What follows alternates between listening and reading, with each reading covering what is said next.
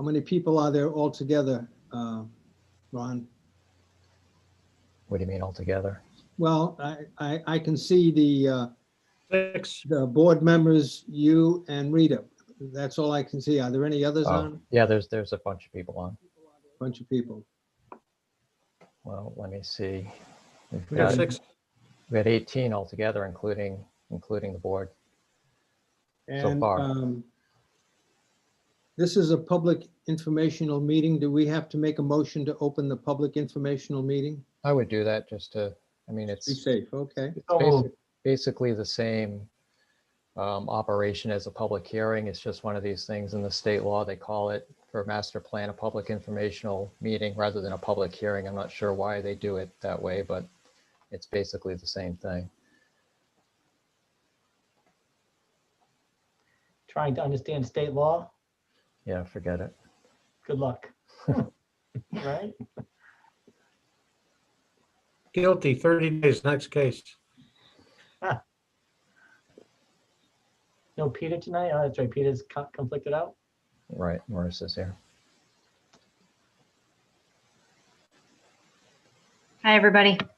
Hi, Hello, Marissa. Marissa. Can hear you but not see you.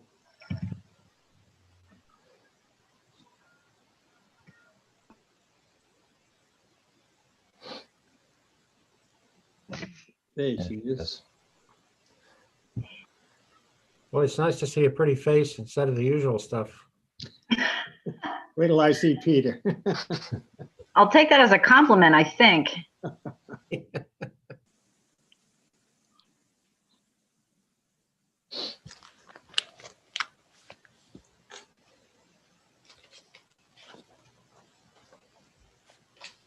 Mike, you're unmuted. Good. You're starting off on the right foot here. Well, before you got here, we had to help him out. We're getting some echo from Unmuted. his thing.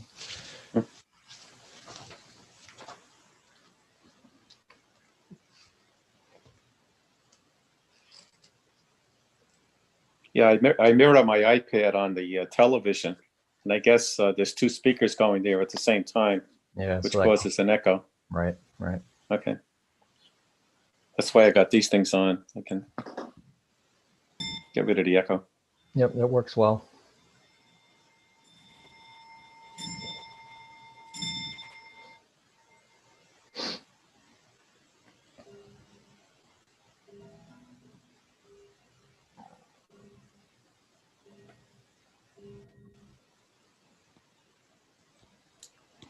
It is now 6 o'clock, so I'd like to call this meeting to order.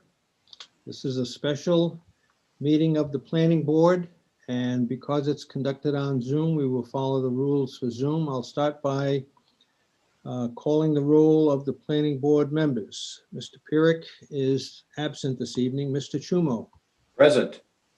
Mrs. Owen, Here. Mr. Weber, Present.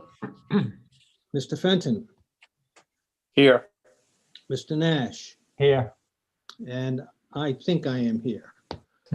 So other rules is that any member of the planning board who wishes to comment, please raise your hand in the field of view so that I can see you and recognize you. Please identify yourself if you are making a motion or seconding a motion. And all votes will be by roll call voice vote. First item on the agenda is correspondence, and because there was a flurry of them, I will ask Ron to go down the list and we will receive them in one motion. Okay, so the first one was actually on the agenda, letter from attorney Gerard Galvin on behalf of his client Bob Amato of 1518 Grand Avenue, dated November 5th, 2020, regarding proposed Howland Farm subdivision. Second one is a letter from Raymond J. Sylvia, dated November 21st, 2020, regarding 208 Howland Avenue subdivision. The third one, email correspondence, Stephen J. Mcgillivray, regarding Howland Farm subdivision, dated today. And that includes attachments to that email. Next one is an email correspondence, Gerard Galvin, on behalf of his client regarding Howland Farm subdivision submitted today with attachments. And then the final one is an email correspondence dated today from attorney Matt Lees on behalf of his client with attachments regarding this application. Motion to receive. Thank you. Did you make the motion to receive, Bill? Motion, Bill Nash, yeah. Second, BJ. Yeah, seconded. Is there any discussion? Mr. Chumo? Present, here, yes. One of those. Whatever. Yay. I was in the middle of reading some things here, I'm sorry. Mrs. Owen? Yes. Mr. Weber? Aye. Mr. Fenton? Yes. Mr. Nash? Aye. And I vote aye. The correspondences are received. The next item is the primary purpose for the special meeting. It's a public informational meeting.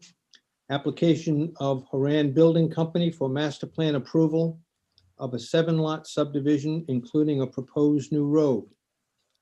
The property is located on the southwest corner of the intersection of Green End Avenue and Vaucluse Avenue and is identified as 208 Howland Avenue. Tax Assessors Plat 129, Lot 53.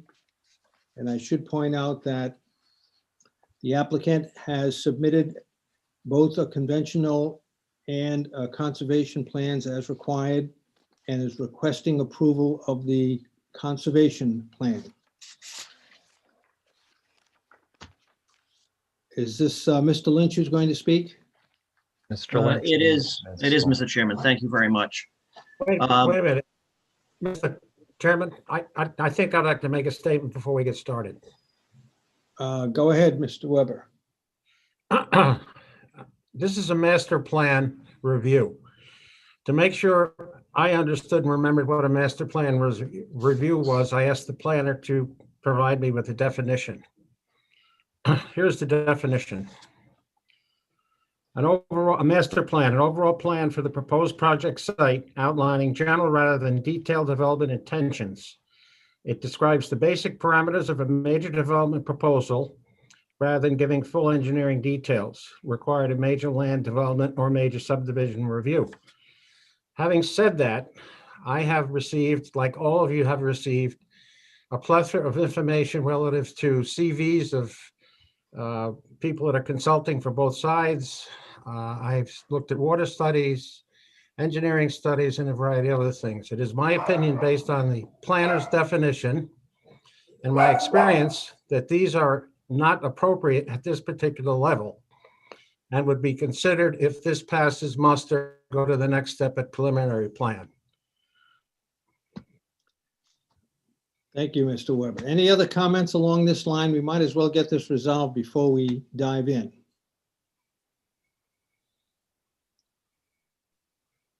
Proceed. Paul? Yes, go ahead, Mike. Well, I agree with Art, that some of the information that we got over the last few days, goes into detail about the specifics of the hydrology and so forth. And I think they're more appropriate to a preliminary design review. Other comments? Bill? And Mr. Chair, I would suggest that they proceed and keep a close watch on what they are presenting. And frankly, I think it's if our counsel would speak up if it's getting out of the realm of master plan. I mean, I think she would speak up at that Well, point. I'm going to have a question for her in a minute anyway. That's fine. That's how I feel. I mean, I support what we're doing here, but at the same time, we can get crazy with this at this point, and not necessary. Okay. Other comments from planning board members? No, John here. I agree with Art in the sense that we're going to get bogged down in minute details on this meeting, when this meeting basically is an overall scan of what they're proposing. And we're going to call witness after witness and be bogged down in the details when it should go into the next meeting if we approve it. Other comments from planning board members? BJ? Yes, I was a bit disturbed by the plethora of information that came flooding into us today. And it sort of discombobulated what I was thinking this meeting was going to be about. But I'm very much in favor of what Art has said.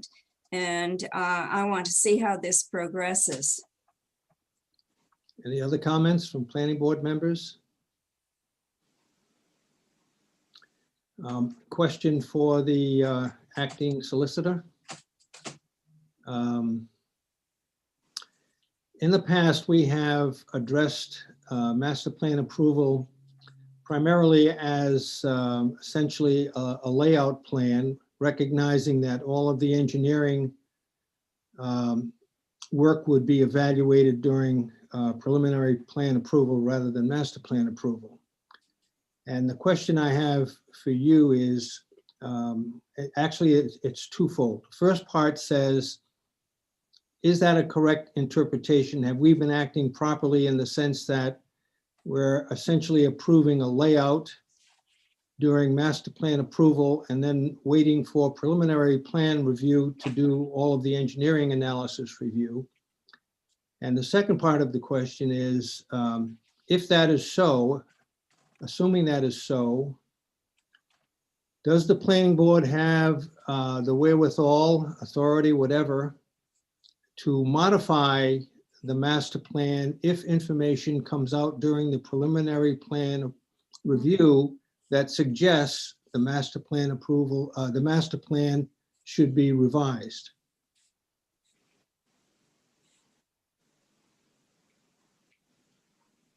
Okay, so I think, thank you for that question. I think generally you're putting the cart before the horse right now. You're asking very specific questions that I don't think are appropriate at the point that we're at in this proceeding. In terms of whether the town has proceeded correctly previously, I don't know. I was not involved with those other matters, so I'd have to take a look at what was specifically done. What I can tell you for this case is the information that came in was voluminous, but I had a chance to at least browse through all of it. And based on the town's ordinance, there is a section in, or a portion of section 407 that deals with what you can consider at the master plan review stage. And it does include broad categories of information, including natural and built features of the surrounding neighborhood, tentative construction phasing, proposed design concept, wetland and coastal zone boundaries and floodplains, and potential neighborhood impacts. So it's that last one that creates the problem. Yeah, I know it. You're not required to make a determination right now on the entire project. The master plan portion of subdivision or major land development, you're right, only has 3 or 4 different topics that are contained in the town's checklist of things that have to be considered, including the number of lots, the general layout. But you're not going to get to a point where you can start really digging into what the issues are with engineering, stormwater design, until you get past master plan. So I recognize where you're coming from, but I think you have to listen to what the applicant has to say tonight, and then look at, number one, what time it is, because obviously this is going to take quite a bit of time to get through everything if that's the way that you want to head. Or if you hear what the applicant has to say and decide that it's not appropriate to go into the highly technical information that was submitted, you're certainly welcome to continue at preliminary plan to look at that information. But I'll caution you that at least you have to consider the potential impacts to the neighborhood as part of your overall master plan consideration tonight. Well, potential impacts could be almost anything. Art. Well, I think we're getting into an area that is beyond this level because we're going to get information tonight that I am not equipped to decide if it's right, wrong, or incorrect. I'm not trained in a lot of these engineering features and hydrological features either. Now, we do have TRC approval for the master plan as it stands tonight. The information we're going to get tonight, I don't think we can come up with an answer tonight on whether this master plan should go forward or not, because we're going to get a lot of information that's technical that needs to be reviewed by the TRC and tell us if we're online or not. So I think we're, the cart before the horse thing here. That's the only thing that concerns me, of getting all this information from both sides tonight. I'm not sure at the end of it if I can make a decision to approve it or disapprove it. I'm not trained in these disciplines to know if it's good or bad. Marissa, can I go back and repeat the last part of my question about whether the planning board has the authority to revise the master plan layout based on information it receives during the preliminary plan review? I've never had a case where that's happened. And I would suggest to you that you take a look at what your subdivision regulations require in terms of what the applicant has to prove at this stage and what's required in terms of the master plan application materials. Mr. Chairman, if I might, the way we've dealt with that question in the past has been to understand that engineering is going to be completed for preliminary plan review. And there's, always a possibility that through that analysis, there's going to be some concerns raised or some conditions found that might impact either the layout of the subdivision or even the number of lots that might be allowable within the subdivision. So I think the board's prior practice has been, and prior understanding has been, that there is that ability at preliminary plan stage to make modifications should the analysis require that.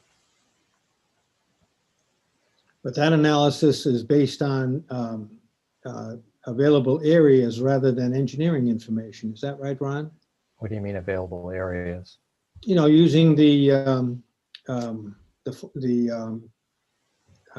formula for determining number of lots and so on.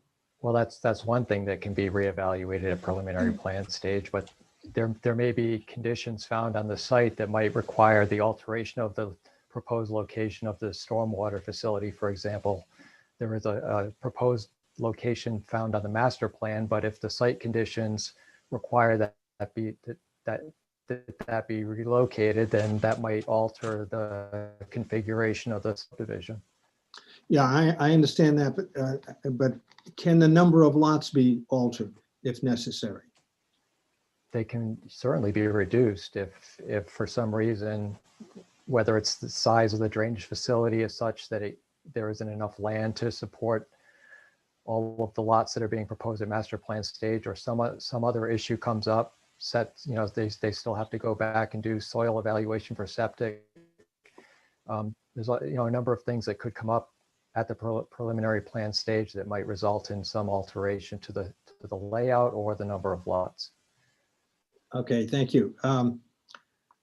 Mr. Lynch, I'm going to let you go forward with your presentation, but I think we would like to proceed as going forward with master plan approval and addressing engineering issues at the preliminary plan review stage. And that's fine. What I was prepared to do this evening, Mr. Chairman, was just focus on section 403, the standards in section 403, and the requirements of section 301, which is whether or not this board permits us to go ahead with the conservation plan. I only have 3 witnesses: Lynn Small, who will address the plan and walk you through what's being proposed. I have Mark Haran, the applicant, who will address the construction phasing issues that's required under the ordinance and the enabling legislation. I also have Jim Houle, who is just going to provide limited testimony concerning the consistency with the comprehensive plan, which is required under section 403, and also to address two of the criteria under section 301. So we're going to keep it limited to those issues. We're not going to get into any technical engineering or any other aspects this evening.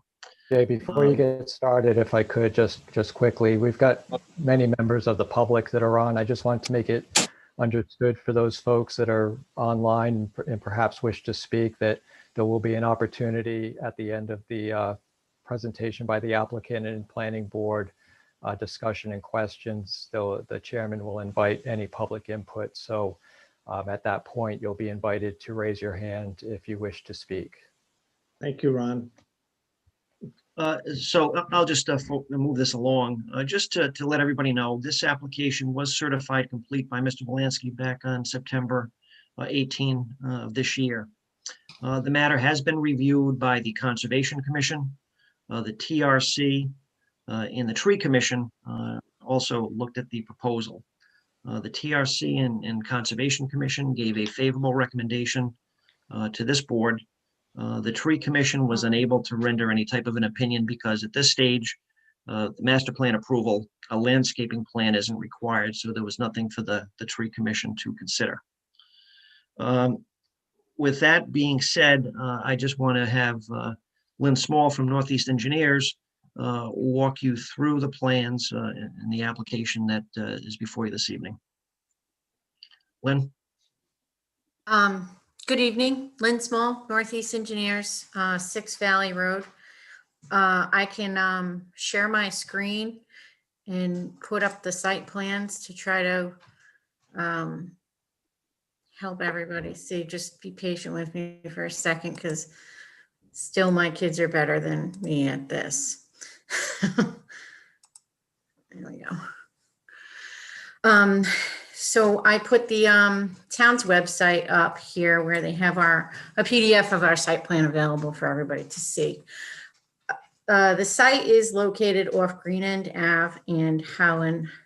Here is an aerial photograph where we can see the site. It's just under 15 acres. Green End Ave is on the northern boundary and Howland Ave is on the southern boundary. On the opposite side, south of the Howland Ave, which is a private right-of-way, is the cemetery.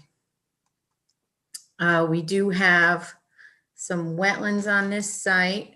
All right, let me just pan through. My office did an existing conditions plan. Like I said, we're just under 15 acres for this site.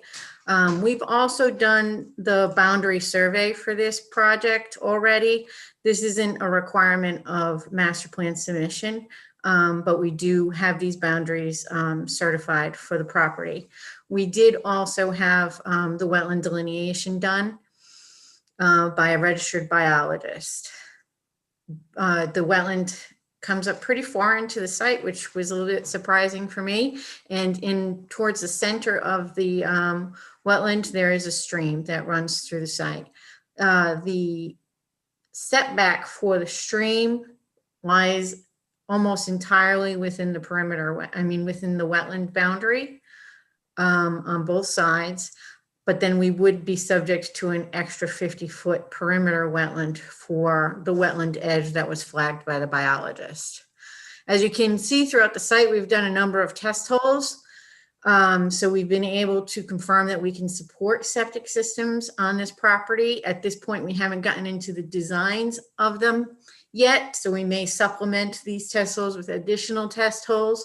But we know for sure at this point in the project that we can support individual septics and or shared septics on the property.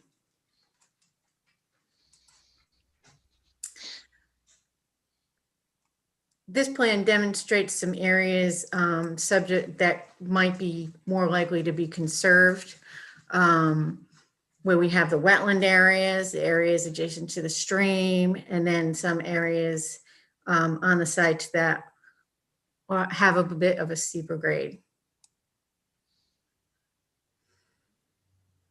We also have additional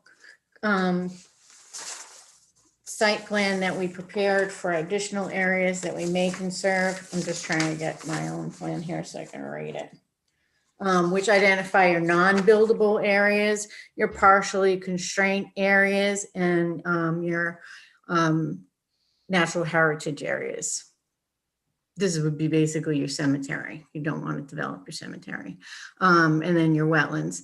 And it basically comes to the conclusion that the most suitable area for development would be this yellow area. We developed, this is the conservation subdivision plan that we developed for the property. This complies with the conservation ordinance that was adopted in November 2019.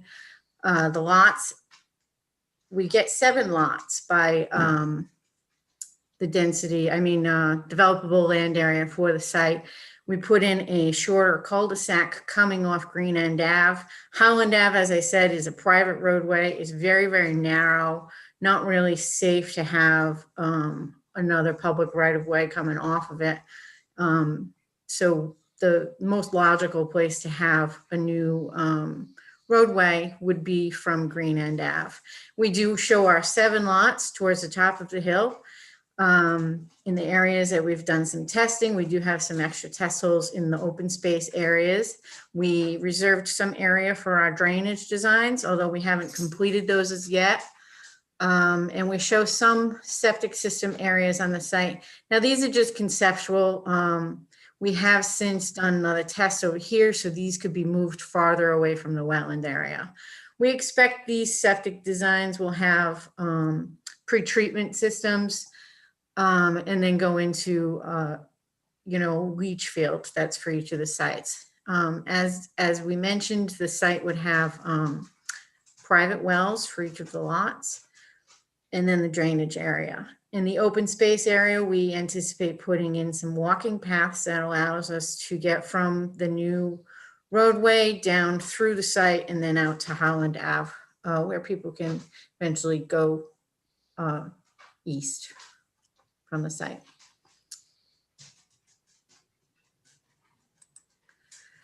This is part of the checklist item requires us to do a road profile.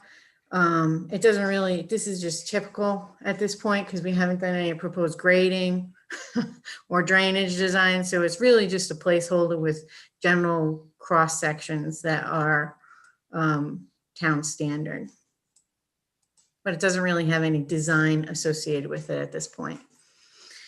And as required for a subdivision in Middletown, we have the conventional subdivision layout.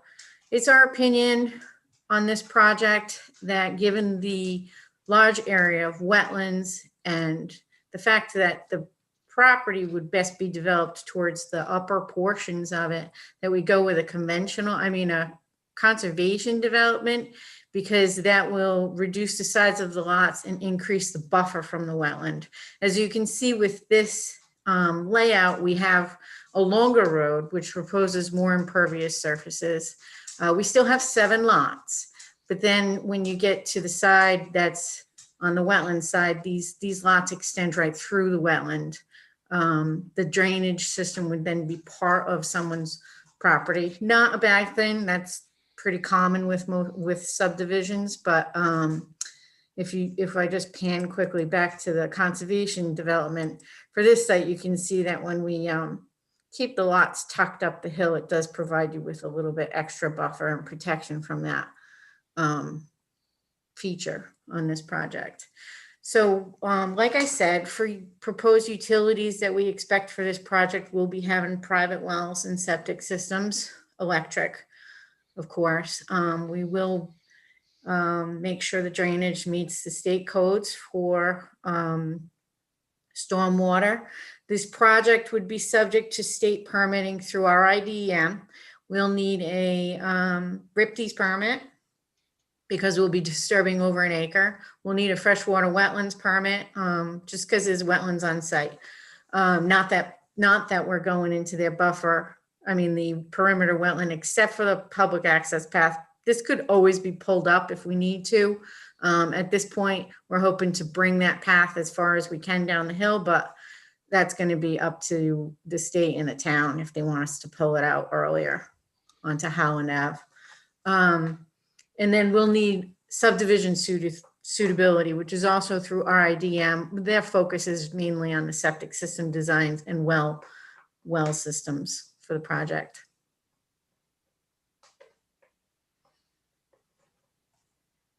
I've got a question. What size are the lots? What's the square footage of each building lot? Each building or each building lot? So the lots, let's see, they range from 21,000 to about 37,000 right now. Now, I thought this area was in R40. It is R40. So if you look at but your conservation plan, you provide 40% open space and then your lot areas go down. I think the minimum area required for open space lot is 20,000 square feet. Okay, thank you. And then if you look at the conventional layout, we do have, those are R40. They meet your R40 land area requirement. How many lots do you get on the For both configurations, you get 7. 7? Okay. You just We give up did get more? 8 prior to the change in the conservation ordinance in 2019, but it's gone down to 7 now. Okay, thank you. You're welcome.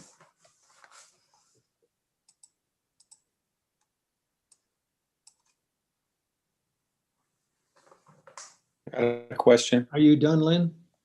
I am, unless you have any questions or if Jay wants me to Um, more on any item. Yeah, I have a few questions for Ms. Small. Mr. Chairman, if you want to go with your questions first, and I can follow up whatever you'd prefer. Go ahead, you go, Jay. Okay. Lynn, can you just indicate to the board the distance from this site to access public water and public sewer? So roughly, and I got my numbers from the town's GIS system, it appears that the closest sewer, I believe, is at Satchewis Way. And that is approximately 2,800 feet, I believe. And that's to the point where we're intersecting with our roadway. And that's a very rough number. The water, the closest point is Trout Drive. So that's a bit more of a run. And I believe that one was closer to about 5,800 feet. Lynn, in your opinion, will the conservation plan offer significant public and environmental benefits compared to the conventional plan? For this particular site, because we have the down gradient wetland area, we have some hydraulically sensitive soils in here with a stream that runs through the center. It's best to provide a conservation development which pushes those lots farther in up the hill from those.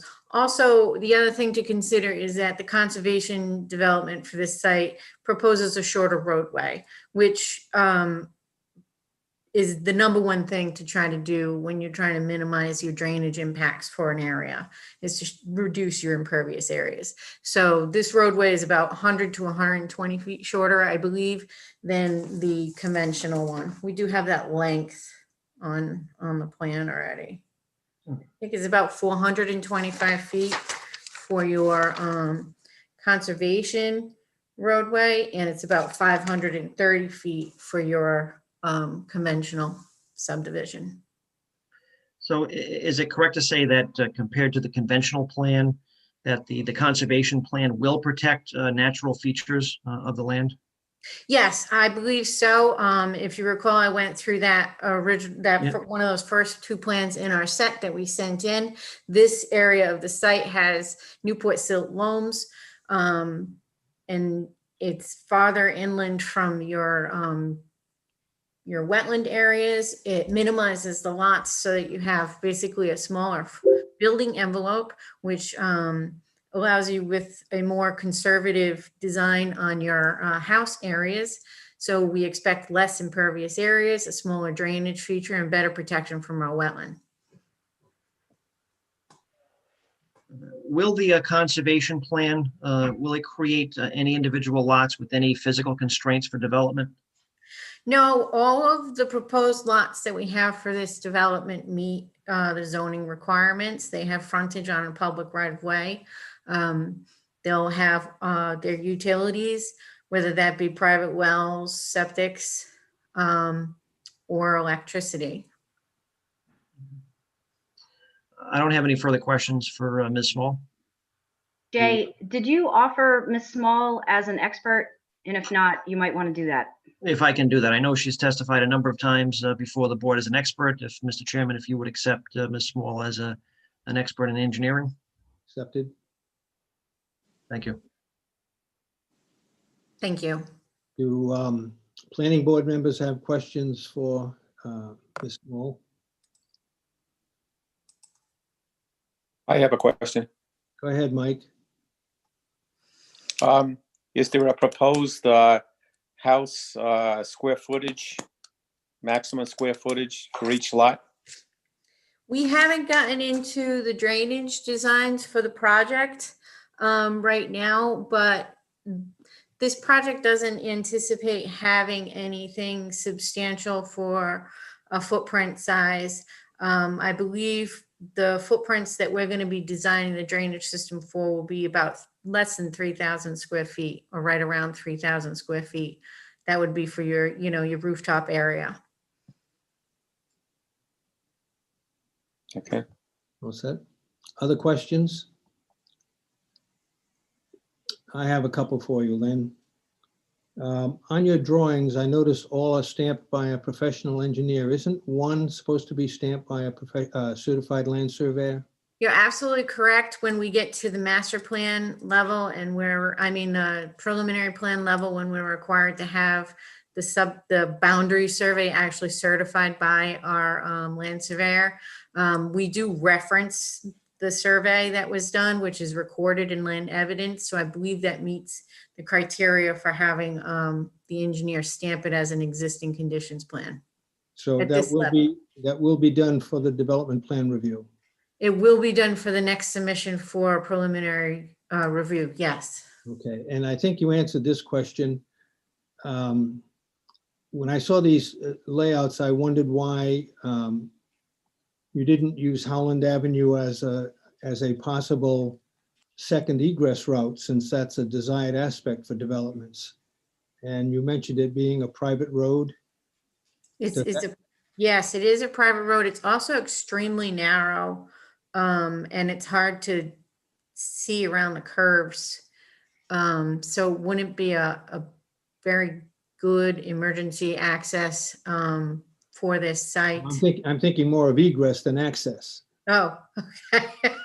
Well, we do provide the cul-de-sac for, this development where you can safely turn around vehicles. But Howland Ave is a very, very narrow street right now. I don't even think it meets the National Fire Code. Does the fact that it's a private road preclude using it as an egress? I defer to the attorneys for that. I know that you can't use it as frontage for a subdivision. I think, the zoning ordinance does require some access on a public road. Well, you have access to a public road on Green End. I'm wondering about secondary egress, using Howland for a secondary egress. I would just look into that for. Well, yeah, we'll look at it. Yeah, thank you. My third question is, there have been some questions raised about proximity to existing wells and so on. And so can I assume that when you come in for development plan review, all required separation distances will be met?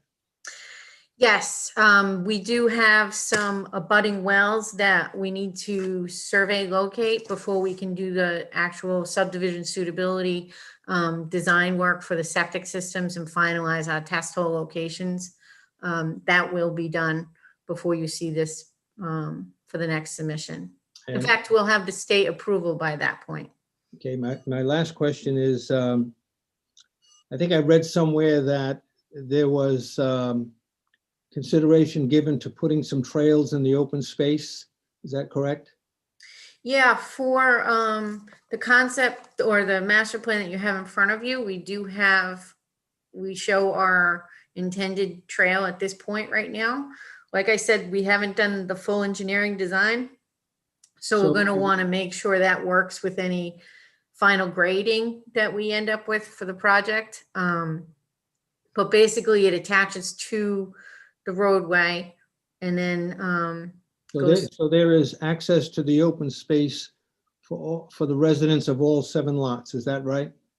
yes, I mean, we have a sidewalk shown on one side of the street that connects to the public, the access path that goes through the open space. So is that access path,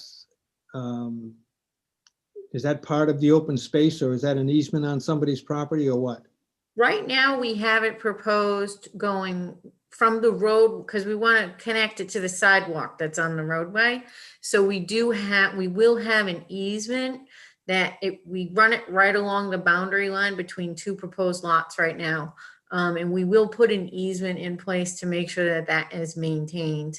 And then it ends up in the open space, but we wanted to connect it to the sidewalk, Mhm. you know? Understood, thank you. Okay, you're welcome. Mr. Lynch, it's yours again. Yeah, I'm all set with Ms. Small. I don't have any further questions. I'd like to have Art, do you have a Mr. question, Art? Can we go back to Howland Avenue for a minute? Is the entire length of Howland Avenue a private road? Because it is hard surface once you get further west. Is that- I haven't researched that issue, so I'm not prepared to answer that. I don't know if you know, Len. I don't. I know that the entire section in front of this property is private, but I don't know the answer as you get further south. Okay, if it's a private road, who actually owns it? Well, if it's a private road, it would be owned by the abutters. All of the, everyone who lives off the road would have an obligation to maintain it. Okay. Nobody in a cemetery owns it, obviously, right? I don't know. They're not going anywhere. Sorry. Mr. Lynch, If I can just have Mr. Haran brought onto the screen, I just have a couple very brief questions for Mark. Yes, can you hear me, guys? Yes. can hear you, Okay. can't see you. Yes, sorry about that. That's okay.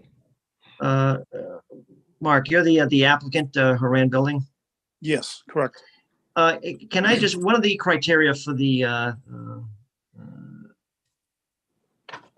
conventional plan versus the conservation plan is a summary of what your construction phasing is going to be. Can you just discuss that to the board, your planned phasing for construction on the site? Yes. It's only 7 lots. I mean, the thought was, or is, that it would be a single phase. We would do the road work up to the point of the final coat, would hold off on that, post a bond for the remaining work, and attempt to build the 7 homes within an 18 to 24 month period.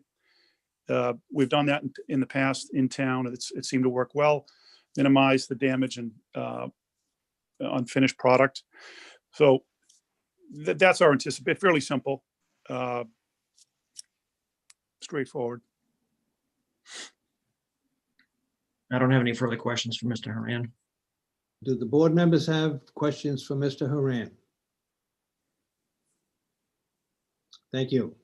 All right. My last witness, Mr. Chairman, will be Jim Hool. Ron, if you can bring him up, please.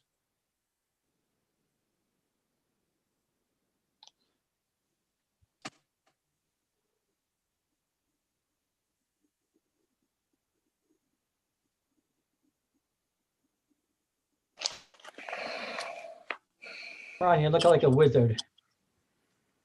The wizard there with all the buttons.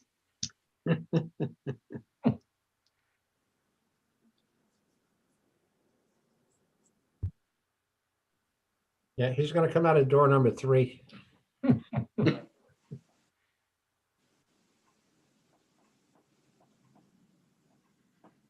Should be unmuted. Mr. Hool, Are you there, Jim? Mr. Hool, are you there? I don't know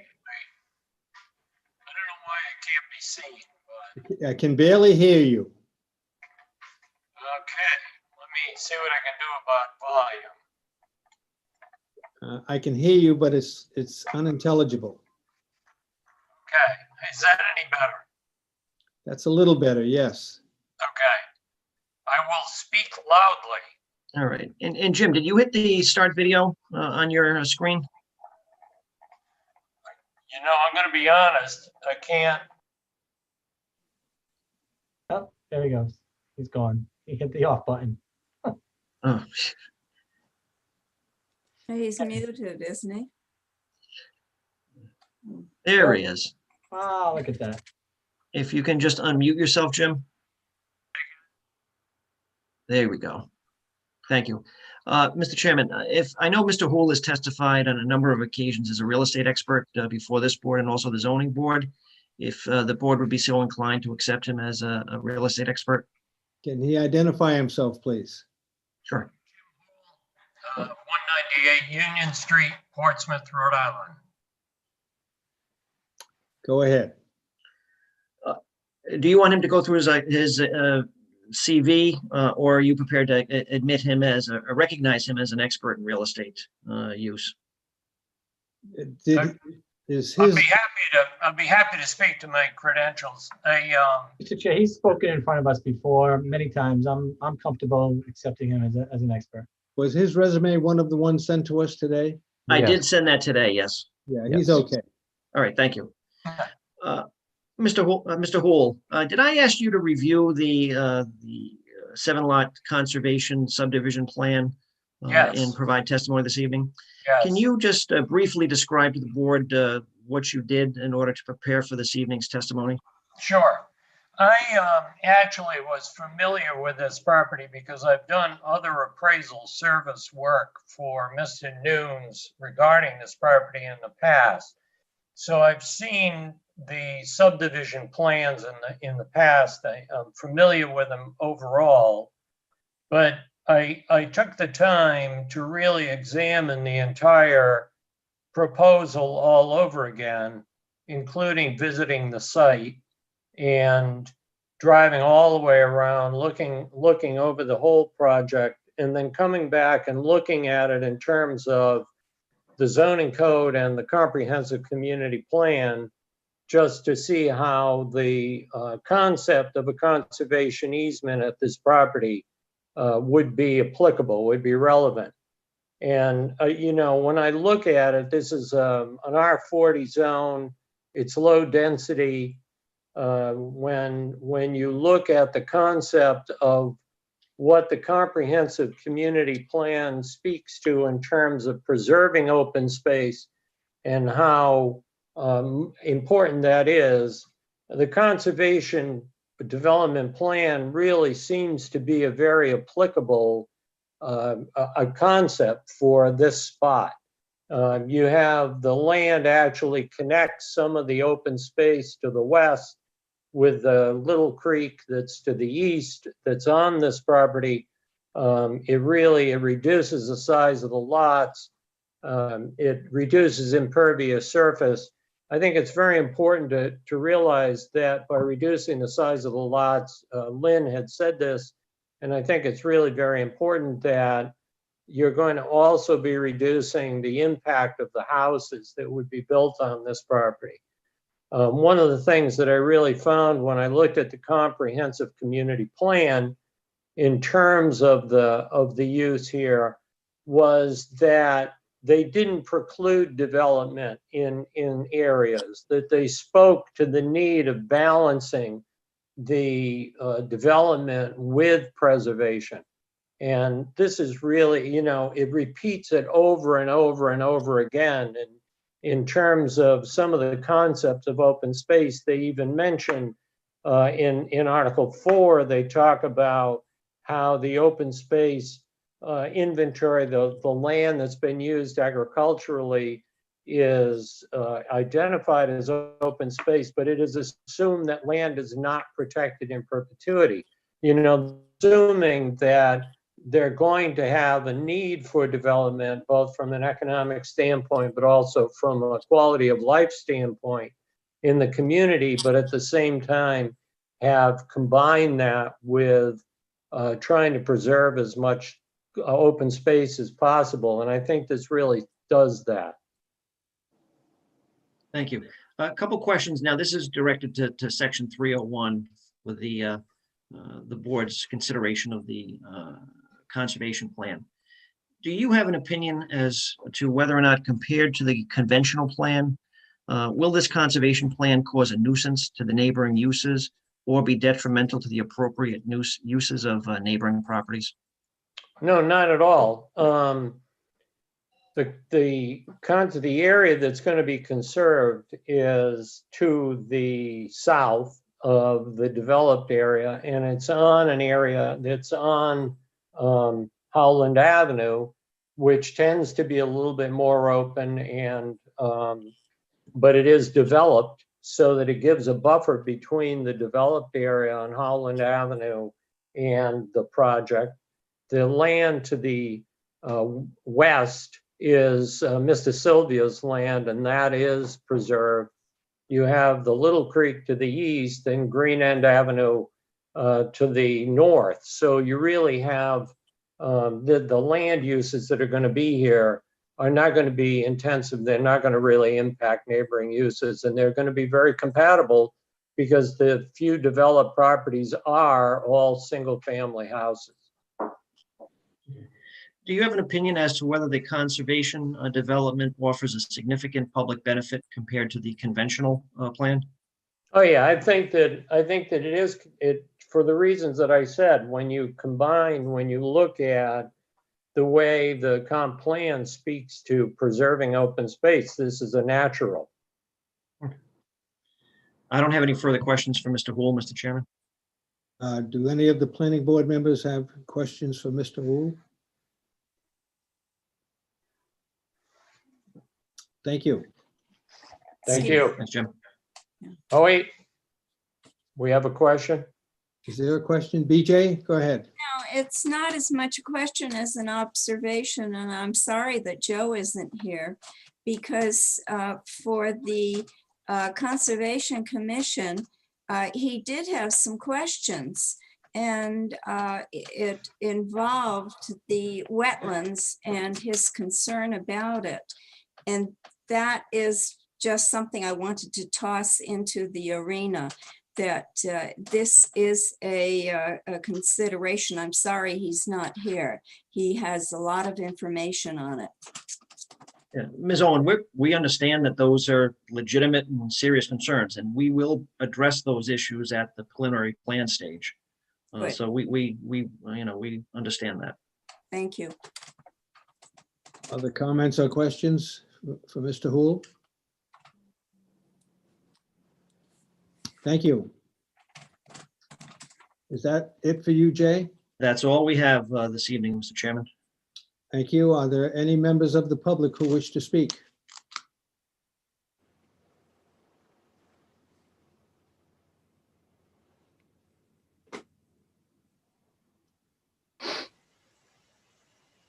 What are you seeing, Ron? I'm trying to pop over to the attendees list. Hold on. Okay, first at the top of the list is Chuck DiTucci. Oh. Are you there? Yes, Please identify yourself and go ahead with your comment. I'm at 84 Howland Ave. And first I want to comment on how beautiful the area is. And I've been here for about 28 years now. And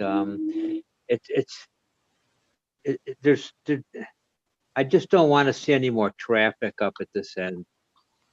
It's a beautiful place. It's quiet. It's a historic area. It has to do with farming and the culture of the area.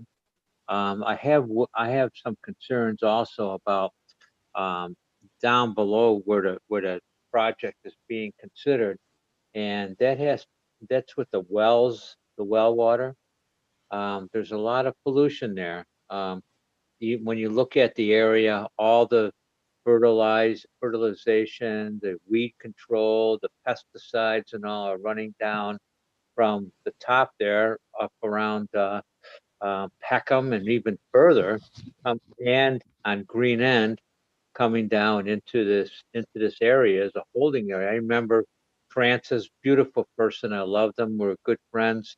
And Francis Nunes, and you know, the cow, he loved his cows. The cows would go down just so far and go, I'm not going any further, you know, and they'd come back up. But, you know, I would be very concerned about, you know, developing the area and also looking at the well, the water situation. Is that all this water and runoff from up above and from the cemetery? There's a pond in the cemetery that I remember 28 years ago, you know, seeing frogs and turtles and all at that pond. They no longer exist there. And it has to do with pollution. And all that water runs into a creek that runs down into Taggarts and into the water. And there's been a number of, there's been quite a few tests done. I think it was around 2015 by the DEM along the Maidford River and Paradise Brook. And they found contamination and going into the water source, into the Saconnet, which runs into Newport, and creating a not so good situation for polluted waters. You know, and it seems like Newport was more concerned than we are in Middletown. That concerns me also. I would like to see the area, you know, kept as natural as possible. You know, as the neighbors are, we're all involved here, and we have the same thought process. We don't want any more going on we live here because we love it here. We don't want company. We don't want more neighbors. We just want it to be preserved and to make it better on a preserved conservation level. And I think Lynn noted that when she mentioned that it's a private road and all, and we do take care of it. When you look at the houses, we take care of it along the roadside and so forth. We pay our taxes. We're good people, and also, you know, with the curves and all, that one curve down by closer to Third Beach Road is pretty dangerous. You know, when you got larger vehicles coming around there, and they don't realize, unless you live here, you don't realize how dangerous that curve is. We're just waiting and holding our breath for an accident to happen there. And I hate to say that, but you know, unless the traffic is any cars are noted, you know, are you know, that there is a speed limit, and it all has to do with your own state of mind, being on a private road, and I've seen cars come around that curve and down past my house at 40 miles an hour. They're flying. Trucks also. You know, that's not what we want here. We love this area, and everyone living here is living here for a reason, because we don't want to live in a highly congested area. And then there's the, you know, as I mentioned, the river question, the DEM testing. Has DEM done any testing? That's a question I'd like to ask. Have they been involved in the process of approving the Nunes property for building? And I'm looking forward to see what those results are and how it may affect the pollution of the Saconnet going into our water source there, and into Newport, which they're concerned about. And it's just a beautiful, pristine area. That's all I have to say right now. Maybe next meeting I'll have something more to say. Thank you. Thank you. Okay, next one on the list is Karen Mcgovern. Hello, can you hear me? Can you hear me? Yes, please identify yourself and make your comments. Okay, I'm Karen Mcgovern. I live at 80 Howland Ave, and I'm concerned about the development.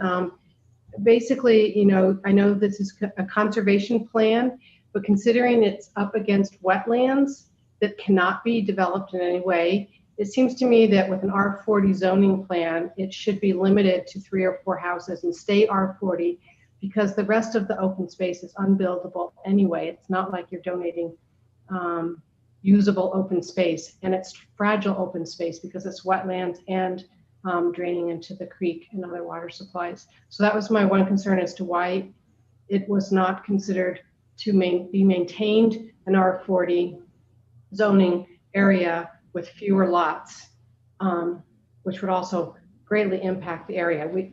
I know that you can't prevent all development even if you don't want it in your backyard, but that's a concern. The second concern I have is about the water supply, given that everyone needs wells in this area. We've had a lot of drought over the years. This past summer, many people have had their wells go dry. Having more wells draw on the same water supply is another concern. So I know that will probably come up in the next meeting, but I'm wondering what is being done in this development and others in terms of the water supply and the drain on our one central water supply for this area. So those are my two questions for the board. Well, are you aware that for the conventional plan, they would still be allowed to have 7 lots of at least 40,000 square feet? It would cover a much larger area. Yes, but you can't do it there because of the wetland. But what I'm saying is they are looking only at developable land. Right. So instead of being limited to 40,000 square feet, you're let them do smaller lots because that's as much as you can build on. That doesn't seem fair. It doesn't seem right. That's how the conservation plan works. If they leave part of the developable land open for open space use, they can use smaller house lots. But it's only open number of lots, smaller lots plus open space, all on developable land. But the open space is only open space because it's not developable. Yes. No, it is developable, but they're leaving it. It's wetland. You can't develop that land. It's not developable. So you're saying the wetlands are subtracted out first. Right. So if you just ignored the wetlands, this would not be allowed to have smaller lots than 40,000 square feet, correct? But because it's adjacent. The way the plans are developed, wetlands are excluded, and with the guidelines for conventional plans, they are allowed up to 7 lots on the developable land. When they go to a conservation plan, they remove some of that developable land for open space and use smaller house lots, same number of lots as the conventional plan.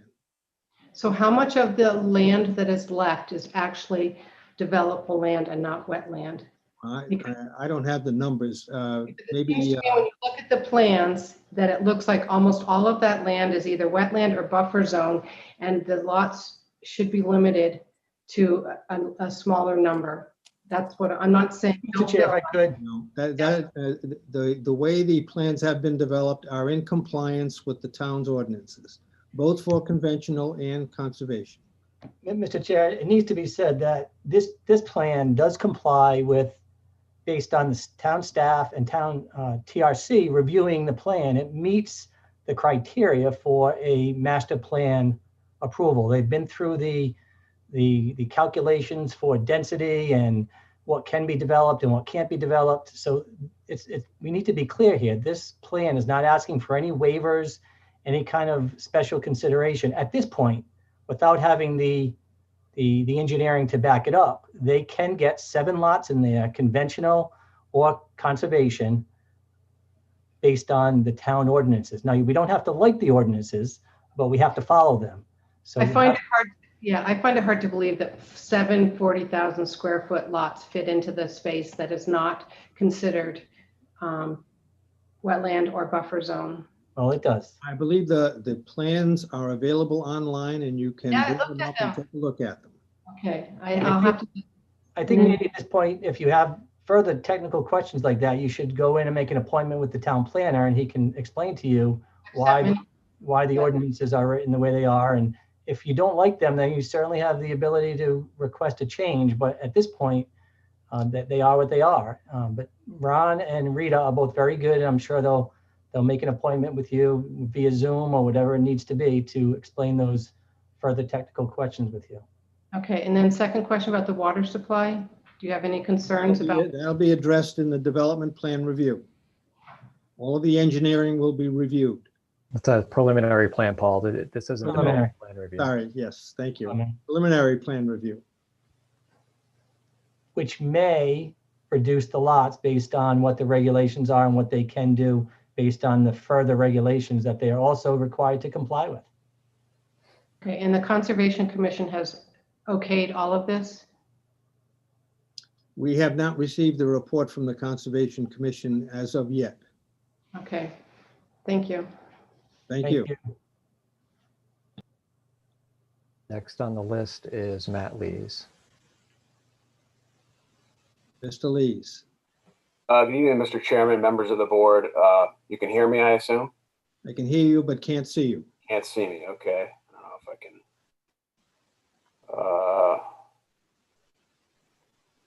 Paul, I'm not promoting the public speakers to allow them to put on their camera unless you want me to.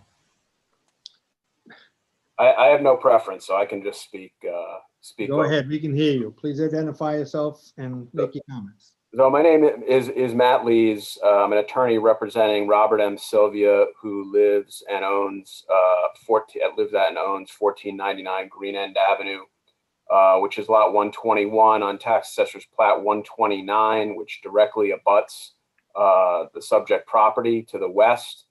He's also an owner of lot 52, which is a with other members of his family, which is a 5.2 acre parcel, and which also abuts the subject property on the west. My client is not trying to prevent all residential development of this lot, but he believes that the plan that has been proposed is too intense given the characteristics of the site. We have what is been identified in your comprehensive land use plan here as a historic landscape.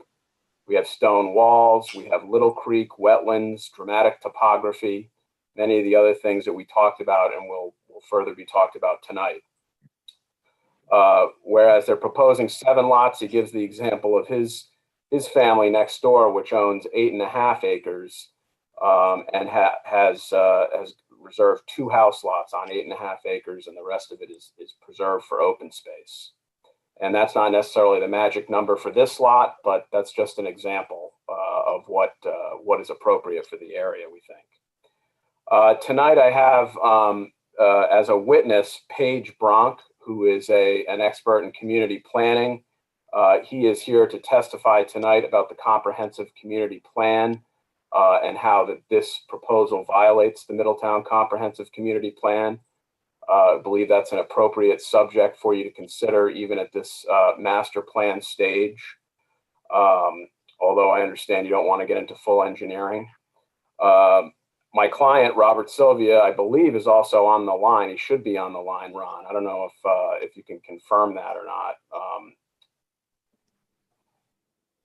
His number is starts with 862.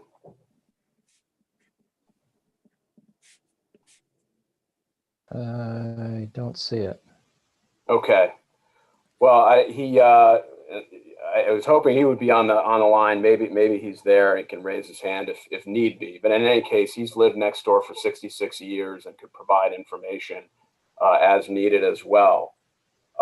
One thing that's a preliminary issue, although I perfectly understand that the board doesn't want to get into full engineering at this point, but it's something that appears right on the face of the plan. And I think that things that appear right on the face of the plan should be addressed at master plan, because otherwise you could be approving a lot layout and the number of lots that could not be viable. And that is the setback of the septic system on lot 7 from the wetland is within 100 feet. And section 707 of your zoning ordinance requires a 100-foot setback for all septic systems from wetlands.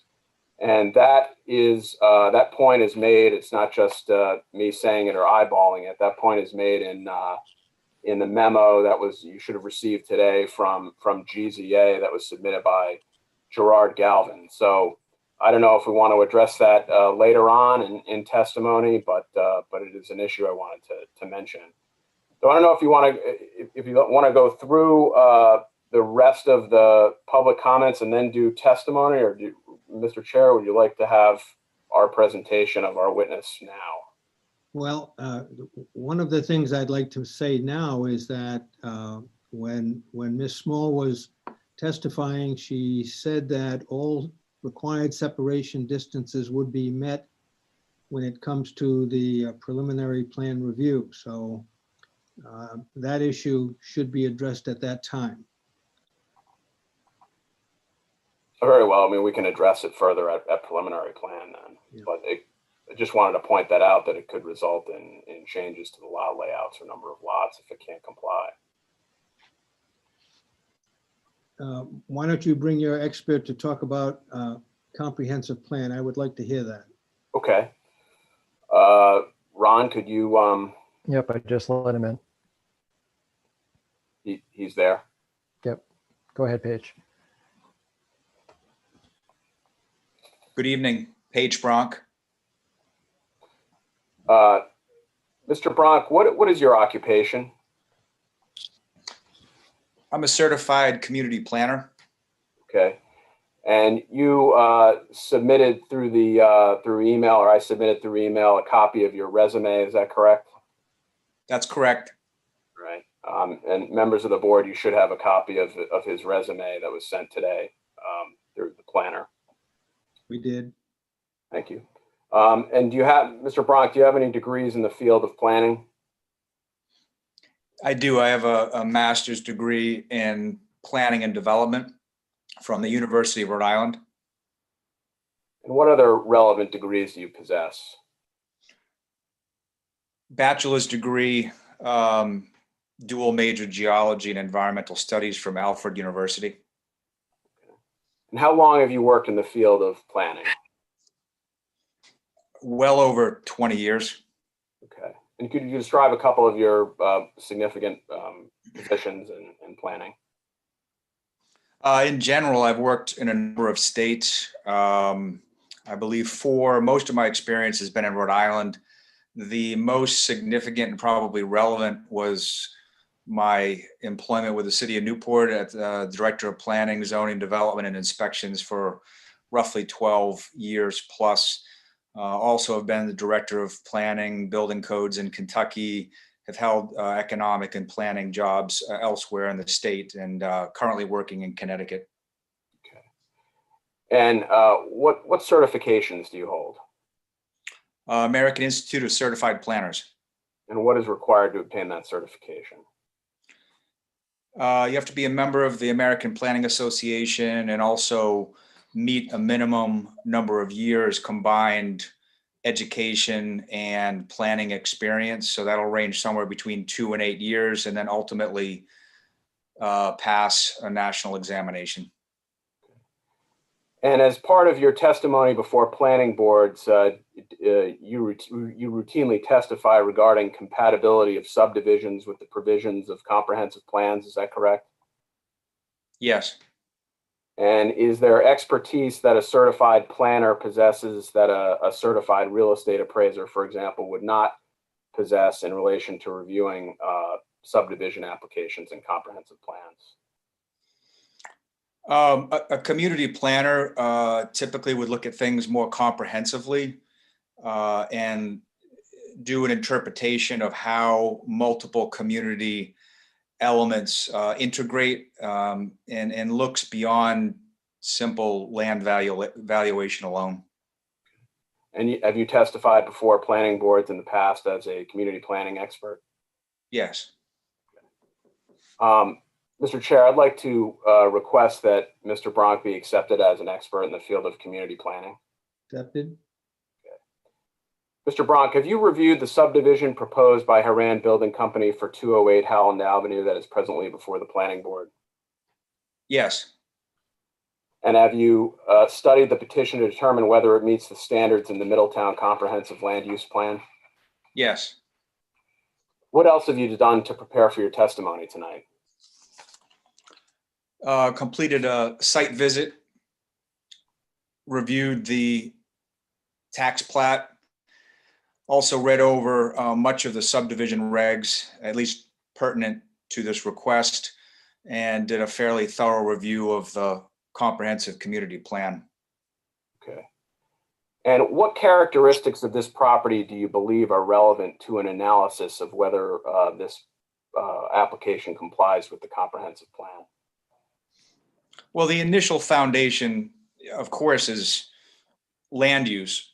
That would be existing land use and also future land use. Existing land use right now is shown as both wetland and agricultural. And then, of course, the future land use is designated as residential. But beyond that, some of the other elements that were fairly significant dealt with the cultural and historic and also the natural and ecological components. What was really a large standout was the designation of this area as a Green End Avenue agricultural district in the comp plan. There's a cross-reference to a state document for this particular land area that was done by the State Historic Preservation Office. Also, the plan focuses on this property as having prime farmlands in at least two of the maps. Also, that the property is in the farm, forest, and open space program. Also relevant are the historic stone walls. There's also documentation in the comp plan illustrated in mapping that this is an active pasture. Other significant elements from the plan illustrated that there are wetlands, hydric soils, in addition to the Newport soil classification, significant open space, Little Creek, which was also mentioned, and that there are moderate to steep slopes for its topography. And could you please describe the character of the neighborhood that this property is located in? Sure. Overall, it's a fairly rural neighborhood that does have some existing agricultural lands. As we've already heard tonight, it is zoned R40. The tax plat 129 gives a general picture of the area. There are the residential lots that exist, they are fairly large, and the smaller lots that exist are typically fronting directly on the roadways. And it's common with those smaller lots that there'll be open space to the rear. In this particular area, through the site visit, but also if you look at Google Maps, you'll notice the watershed that is indicative of the water body that's in place. That watershed is fairly well respected. Even north of Green End, you can see it's fairly well respected with little development encroachment. Of course, there's the cemetery below this particular site. You get a great vantage from that area as well, but the adjacent residential properties also respect that Little Creek watershed as well. I think there's rolling topography that's pretty indicative of that area with the watershed and that rural large lot residential feel. I think that best characterizes the area. Okay. And you prepared the document that has been submitted to the planning board members called Comprehensive Plan Provisions, Howland Farm Subdivision. Is that correct? The 4-page document? Yes. And if I may, Mr. Chair, make that document, which I think you should have in your received from the planner, make that an exhibit to this proceeding. It's been received, I believe. In your opinion, Mr. Bronk, is the proposed subdivision in compliance with the standards and provisions of the Middletown Comprehensive Plan? I would have to say no. And why not? Well, at first glance, it appears as though the property is zoned for residential.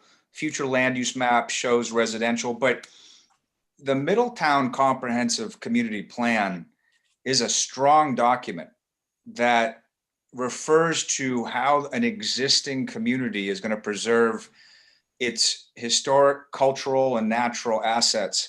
And it's pretty well documented in the document. So I think in light of the goals, the policies, the map illustrations, the narrative, and the strong emphasis of protecting these assets, it would be pretty challenging to say that it indeed corresponds is consistent with the comp plan.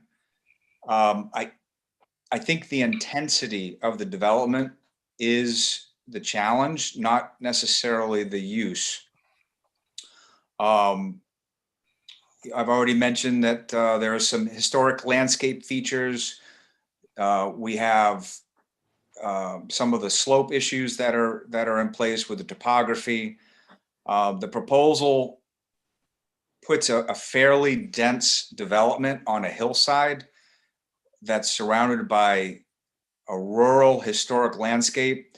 There's a proposal to eliminate the existing historic stone walls.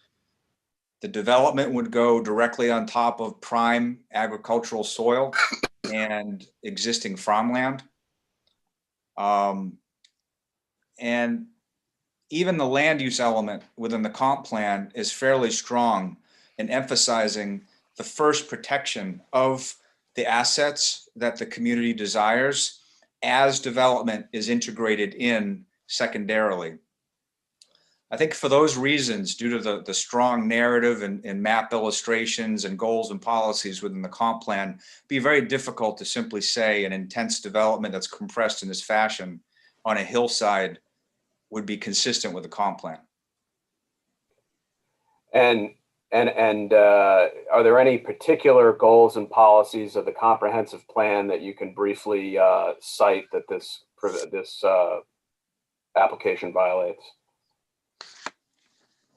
Sure. The three elements that are the most significant, cultural and historic resources element, land use element, and also the natural and ecological resources element. So I'll read some of the highlights, goals and policies from the cultural and historic resources.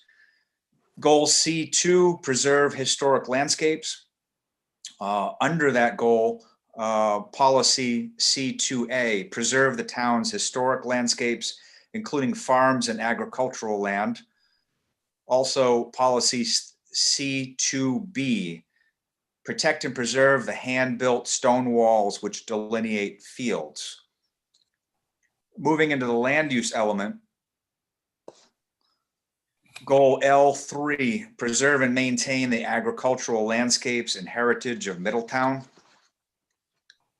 Followed by policy L3A, conserve agricultural land, important soils, and the economic viability of the local agricultural industry. Also, land use goal L7, protect and enhance the natural scenic beauty and heritage of Middletown as a coastal New England community. Followed by policy L7A, ensure development will have a minimal impact on scenic resources which provide quality of life for residents and visitors. In following that particular policy, there is an action item that is specific to the planning board. Typically, those action items would defer to staff, council, or others, but this one is specific to the planning board.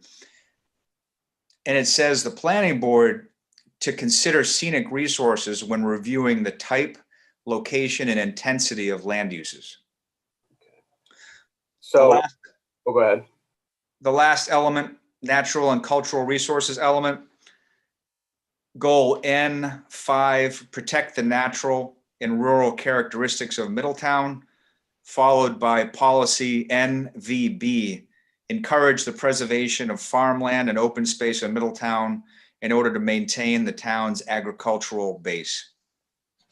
So in your opinion, Mr. Bronk, this application violates the provisions that you've quoted in this document titled Comprehensive Plan Provisions, Howland Farm Subdivision. Is that correct? Yes. And it is, and in your opinion, it is inconsistent with the Middletown Comprehensive Community Plan. Right. Now, what about, we heard, I believe, an argument earlier that since this is a conservation subdivision, that this makes this plan appropriate. Can you address that? Yes. Conservation subdivision design is a great concept. It's been talked about for a few decades. Typically, it's done on a larger piece of property.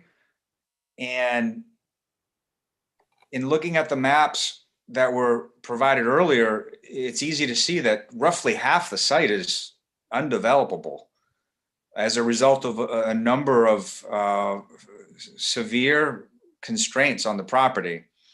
So I don't necessarily think that the property should be maxed out. And I know this is deviating from the comp plan, but the subdivision regs never say that a developer is allowed to have the same density. It simply says you can't have more density. So there are a number of constraints that would ultimately affect what the yield plan is as determined by the planning board. Each site is really unique. You cannot compare this site to other sites in the area. This property, as I said before, has Little Creek wetlands, historic landscape, historic stone walls, steep topography, poor soils, agricultural land, and prime ag soils. I think all of those have to be taken into consideration and not simply do a simple calculation coming up with 7 lots.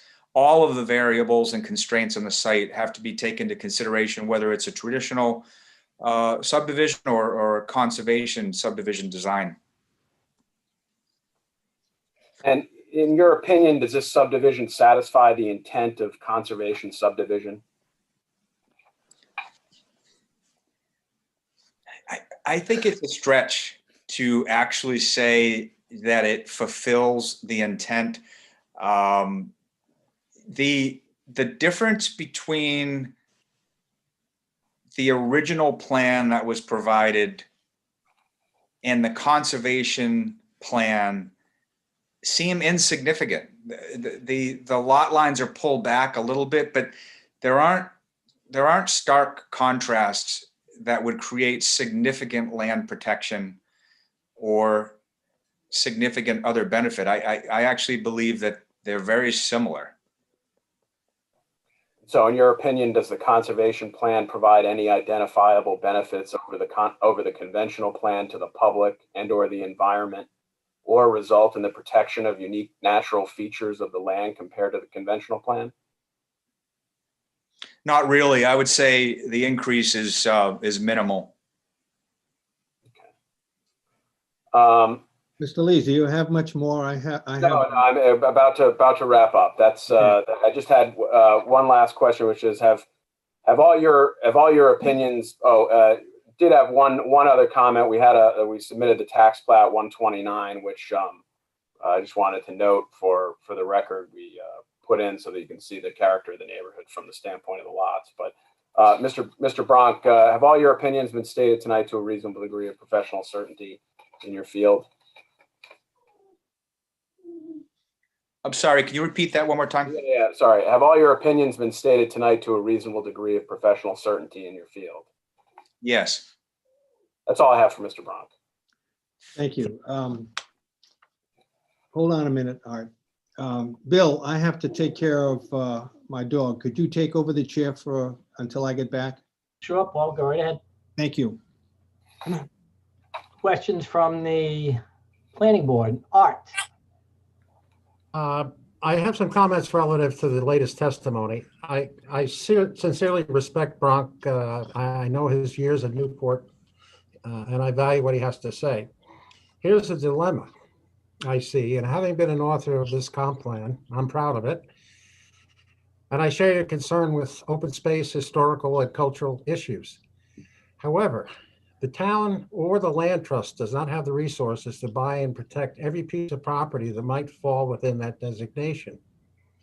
And then we get the issue of private property. A landowner, basically, with some reservations, has the right to develop and sell or do something on his property as long as it meets zoning and everything else. So how do we overcome that particular dilemma? It's desirable to protect that property, certainly. But here's the landowner who wants to sell it and do something else with it. So I see an insurmountable problem in this. If we could buy every piece of land that was absolutely classified under those designations, the world would be perfect, but it's not. So this is a case where I think all of us are sensitive to this particular piece of property, but we have to recognize the ability of the landowner to develop it. So how do we work around that particular dilemma? So thank you, Art. So I'd like to kind of focus on questions. We can debate that, have that discussion. I think once we close out here, but I think we want to focus on questions for the for Paige and or the applicant. Do we have any? We just seem to be moving along on a slow train here. And that's what I was concerned about at this particular point, that we're in new territory where we really don't belong. I don't disagree with you, Art, at this point, but I just to be fair to the testimony, the people that are testifying, we can move along and see if there are any questions and try to move the process along here. Mr. Chair, we have several other members of the public waiting to speak. Understood.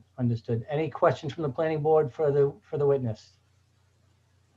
Very well. Mr. Chair, Mr. Acting Chair. Sure. Just wanted to ask, do you want to? I did have some summation comments. I can make those at the end of the hearing if that's preferable, while after everybody else speaks. You have no other witnesses. Yeah, well, Matt, why don't you go ahead and surmise? Okay. So, to kind of respond to Mr. Weber's comments, we're not proposing to restrict all use of this property. We recognize that it's going to be developed for residential use. It's just a matter of degrees. I don't think you have to allow a developer, because they can maybe get permits or make a calculation to have 7 lots. You don't have to allow them to max it out. You can take these other considerations into account under your comprehensive plan. That's why one of the standards in section 404 is the finding that it's consistent with your comprehensive plan. And this particular property, as Mr. Bronk testified to, it's an iconic agricultural property in Middletown. It's one of 11 identified historic landscapes in your comprehensive land use plan. And I think it's one of only 3 or 4 of those that are actually agricultural. As he indicated, it's what really this type of property is what characterizes the town. And it's what the people of Middletown expressed as their most important desire, which is to protect and preserve historic agricultural properties, open spaces, stone walls, scenic areas, the rolling topography that people think of and desire when they think of Middletown. This proposal is going to obliterate all that by creating a shelf for suburban cul-de-sac subdivision, which is inappropriate to the area. It's unprecedented in the area. If you look at the tax plat, you will not find another cul-de-sac subdivision that has 20 to 30,000 square foot lots where we're in an R40 in the area. It's too much density, and you don't have to approve it. We would propose that a lesser number is appropriate. Less lots reduces the risks that we're talking about on all these environmental issues. It doesn't have to be no lots, but it reduces the risk on the environmental issues. It preserves more open space. It preserves some agricultural land, and it still allows the property owner to get a beneficial use of their property. Very well. Thank you, Matt. Paul, Okay. we're at the point where Matt's finished with his testimony and his witnesses. We're moving on to the next person who would like to speak. Okay, thank you. Ron, is there someone else who in the public who wishes to speak? Yep. And Thank you, Bill. just so everyone knows, I'm going down the list in order here as it's showing up on my screen. So the next one on the list is Meg Steiner.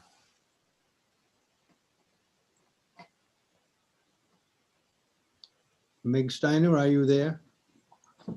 Yes, good evening. Meg Steiner, 133 Indian Avenue in Middletown. I am on a well, as all of us, I believe, on Indian Avenue are on a well. And my well has run out this summer. So I would like to understand what the hydrology is of the planning and what the town planners are planning to do when we run out of water. Nothing. Okay, that's very comforting. And it's really fun to watch Mr. Lynch smirk through this entire process. But I would like to, so if you put in these houses and with this 3,000 square foot roof, are they going to be 2 stories? Right now, we're just looking at the layout. We haven't, we won't be addressing the details of the development until we get to the preliminary plan review. Great, but when you're talking about a 3,000 square foot roof, I'm going to assume if it's a 2-story house, we're talking about 6,000 or maybe 5,000 square foot house. So that's a huge water demand. And if you're putting 7 of them in, you're going to put more water demands. So I'd like the town planning board or someone within the town to actually request a hydrology and understand the aquifer, the underlying water supply and the aquifers we have underneath us. The all of the engineering work, including water analysis, drainage, will be addressed during preliminary plan review, and if necessary, the town will bring in a consultant, our own consultant, to advise us. Mr. Great, Chairman? and when will that meeting be? We haven't set that meeting date yet. Great, thank you very much. Thank you. Mr. Chairman? Yes. Mr. Chairman? Paul? Can't hear you, Art. Paul, can you hear me? Yes. You might want to have Meg Steiner take a look at that report, which was briefed to us months ago on water and traffic. That might give her a better understanding of what's going on with water. Okay, that is a report that was, Meg Steiner, are you still there? I turned off her mic, but yeah, that report is available online at the town's website, middletownri.com, through the planning department. I'll also note that and I don't think the planning board is even aware of this yet, but the consultant that helped us produce that report will be presenting the findings of the report to the town council. It's now scheduled for the December 14th meeting of the town council. Paul likes that. Yes, very much. So just so everyone is aware, board members and the public, there was a build-out analysis done, which includes a review of water supply impacts, stormwater impacts, traffic, based on anticipated build-out over the various sections of town. So that report's available online, and as I said, it'll be presented to the town council on December 14th. Yeah, only took a year to get there. Paul, can I make a comment on that? That's great news. So that's just an indication how, the planning board has been responsive in the past to this, and our town staff. And I'd encourage anybody who's listening, who has these technical questions that we can't answer here tonight. Ron and Rita are more than available, albeit with COVID restrictions, to answer these questions for you. That's what they exist for. I mean, they exist for a lot of things, but they are there to help answer some of these questions in between these meetings. You're more than welcome to speak, and I encourage you all to do so, but please take advantage of our town staff. I used to be one, and that if you can come in and get those questions answered prior to putting people on the spot in public meetings, we're all better off for that. So please take advantage of that and do so. Yeah, no, thank you. That's very helpful. We have a great staff. We should use them. Next person in the public, Ron? The next one in line here, Sandra Craig. Sandra Craig, are you there? Yes, I am. Can you hear me? Yes, I can. Welcome. Thank you very much. I appreciate the opportunity to address the planning board.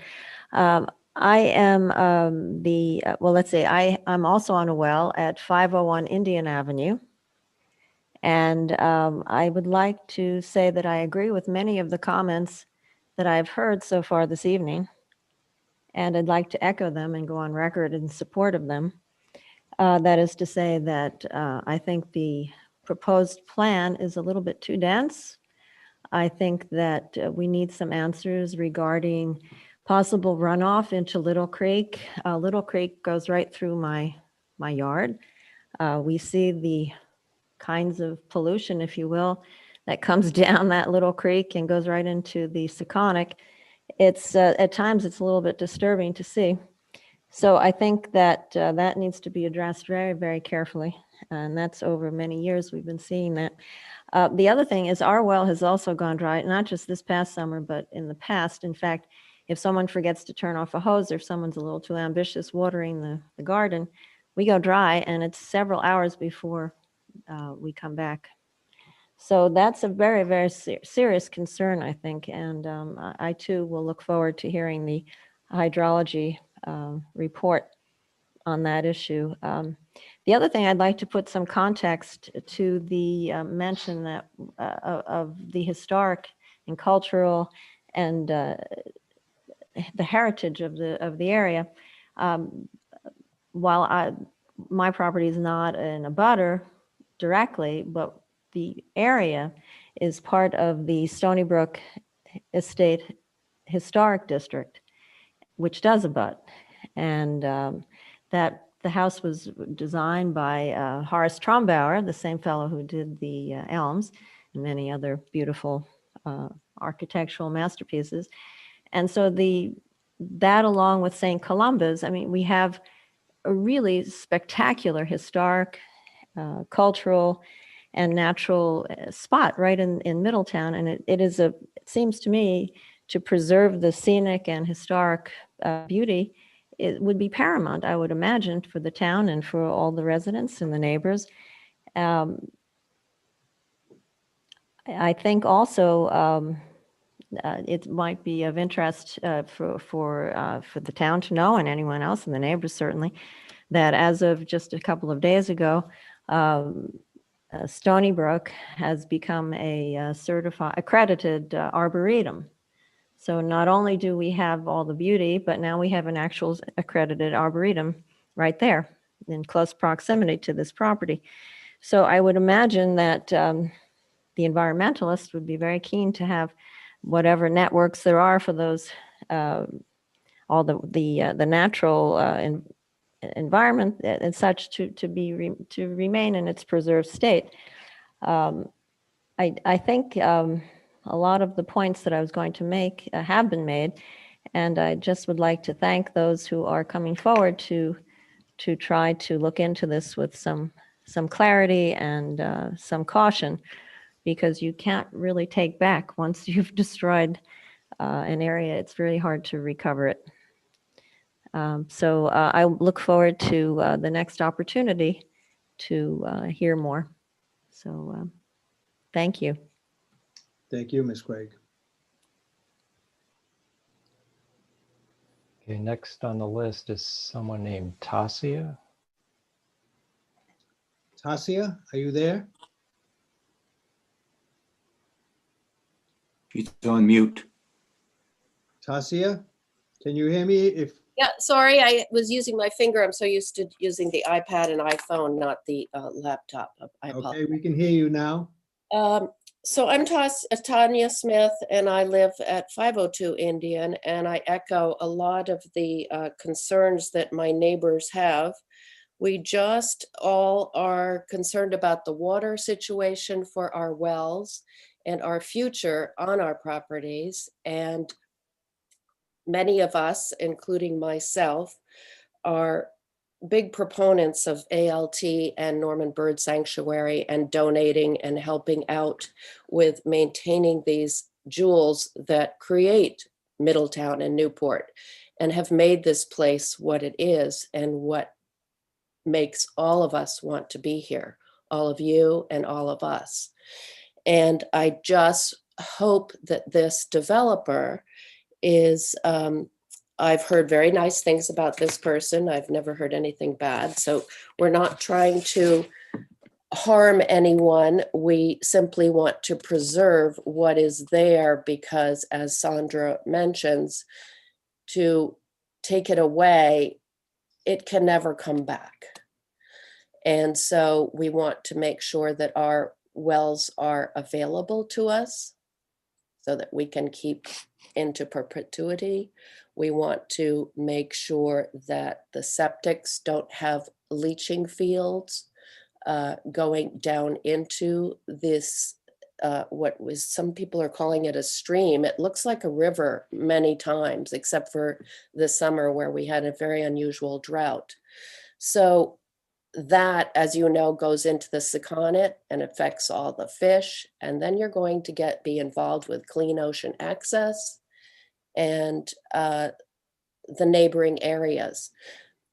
I'm concerned tonight, in addition to simply the largesse of this development, to hear and learn that the plan that Mr. Lynch was discussing includes trails in through the wetlands. Is that correct? Because I thought that you said there were paths that would allow people to walk through and access other streets. Did I misunderstand that? You're shaking your head, Mr. Lynch. I think the paths go into the open space, not the wetlands. That's correct. That's correct. I was under the assumption that most of the open space was kind of wetlands by the drawing when you look Yeah, at separate areas. Okay. And so I guess that I would like to know that you, our representatives, are really going to look into the details here because there's a lot to take in. You, Ms. Small discussed things being by state code for stormwater. Does that include wetlands or just stormwater? And she does mention that they will be needing wetlands permitting. Asking for permitting in wetlands tells me that basically you shouldn't be doing this if you need to be applying for permits in the wetlands. So perhaps this is just my layman's understanding of what you're discussing this evening. So I just thought I'd bring that up. I do agree with the young lady who, I think she was number 2 in line, speaking about perhaps making a smaller development. The 7 large houses in the 5,000 square foot range is kind of a little village. That's a lot of houses, and those are big houses. I think that you should seriously consider making the proposal given to us by Mr. Haran and asking him to perhaps make it smaller. It seems that a lot of people have been saying, well, we've gone from the big, simple proposal to the conservation proposal. That doesn't impress me because it should have always been a conservation proposal. I think the conservation proposal is too large for the area, but that's my humble opinion. And let's see. Other than that, I think Mr. Weber mentioned that the town doesn't have the resources to buy every piece of land. We understand that. And that's why many of us are donating to these causes such as ALT and others. And I believe that the Noons have received a few other offers. So it's not like they didn't have the option to do something better with this piece of land. That's something that you all ought to be aware of. And I think that's about it. I'm happy that my neighbors have decided to speak up because this is a very important thing. It goes right down to the heart of whether we can continue to exist, some of our properties. So thank you for this time. I think you've all been very thorough and I really appreciate your work. I'm sorry this has taken a long time, but these kind of meetings do. And thank you for allowing us to speak. Thank you. Next on the list is Steve Mcgillivray.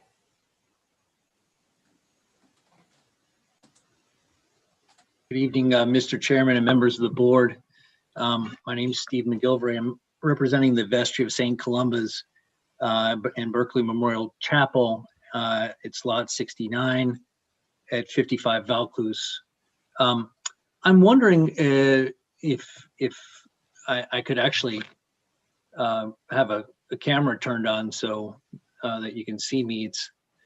Zoom is bad enough. Being a disembodied voice is, I think, even worse.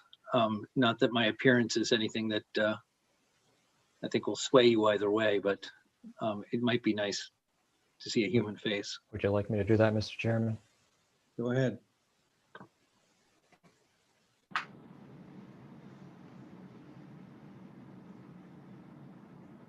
Might just take just a second for the thing to go here.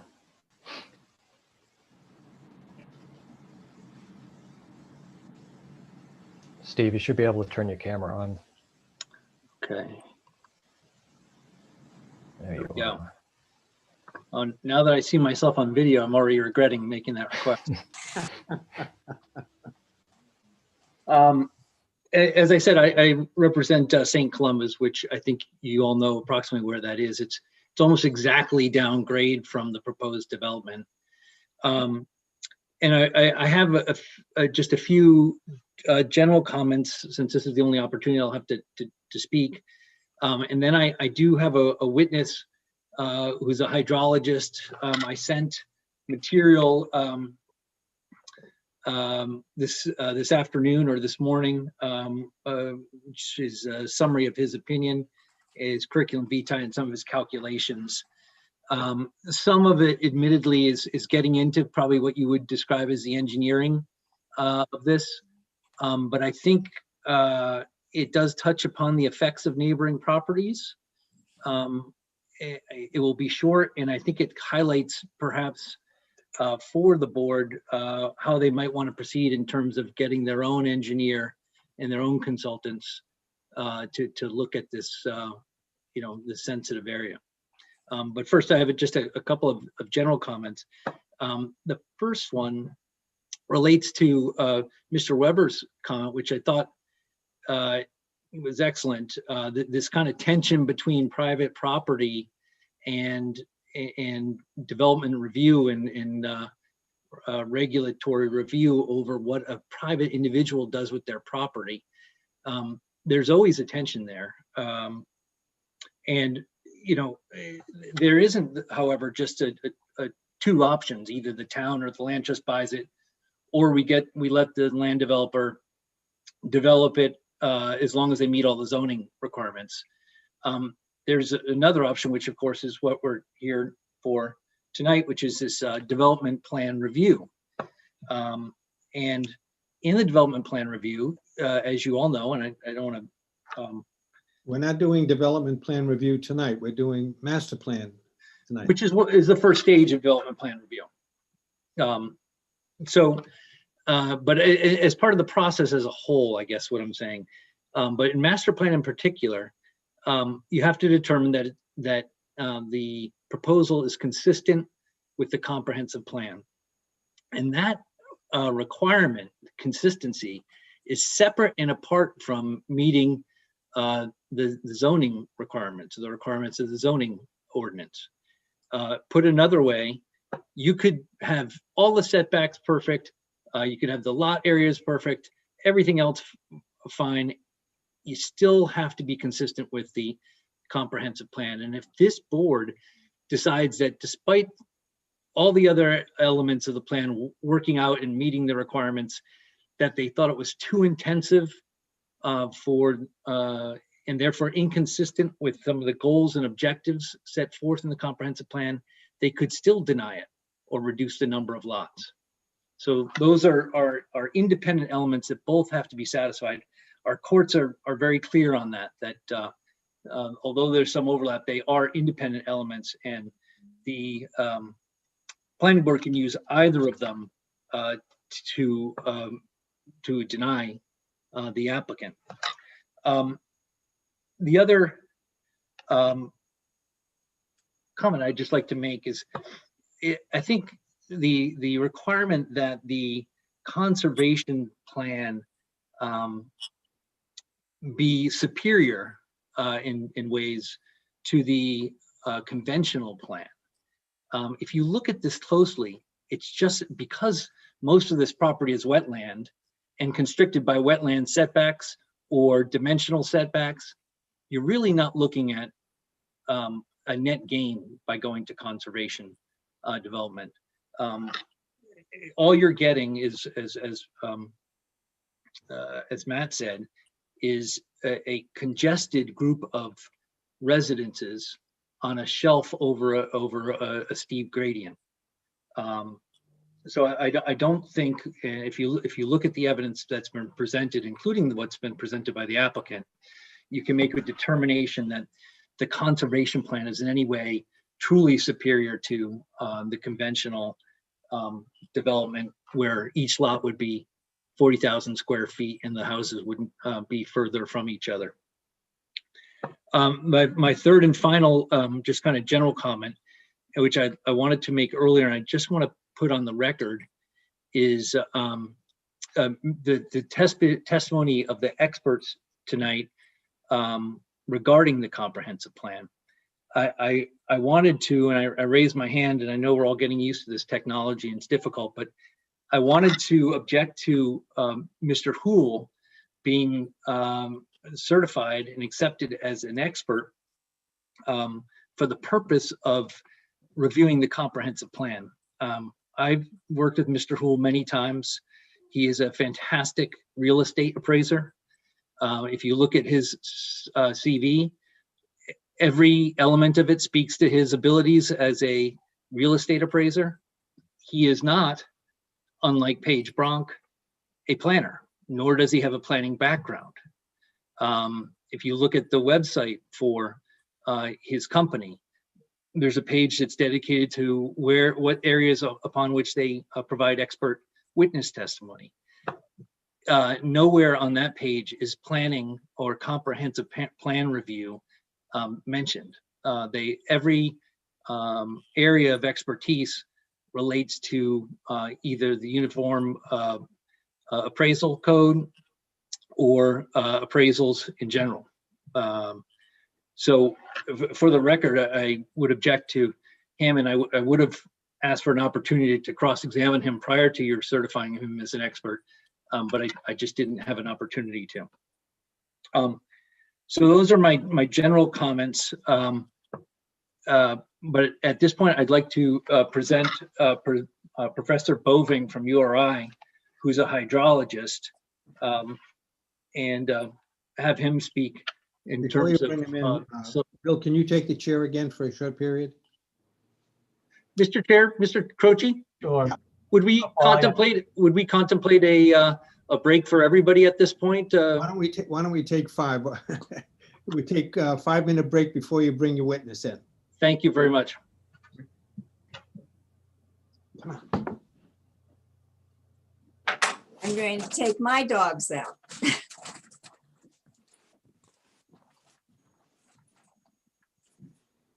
Come on, come on.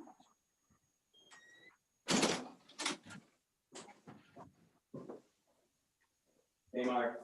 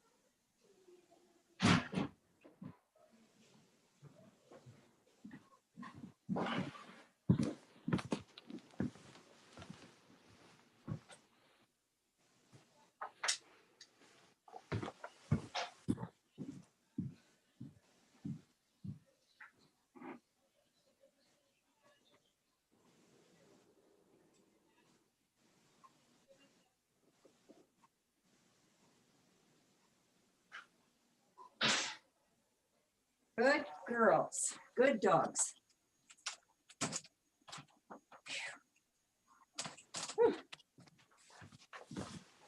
We're on a 5-minute break. Yeah.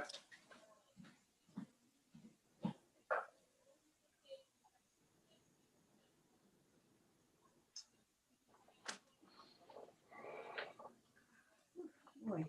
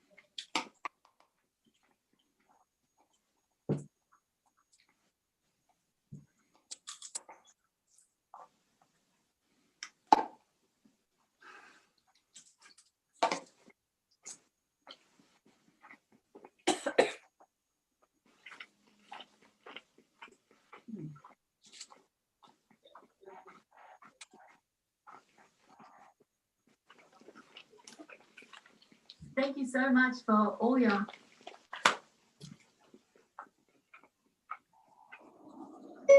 Did you text Joe?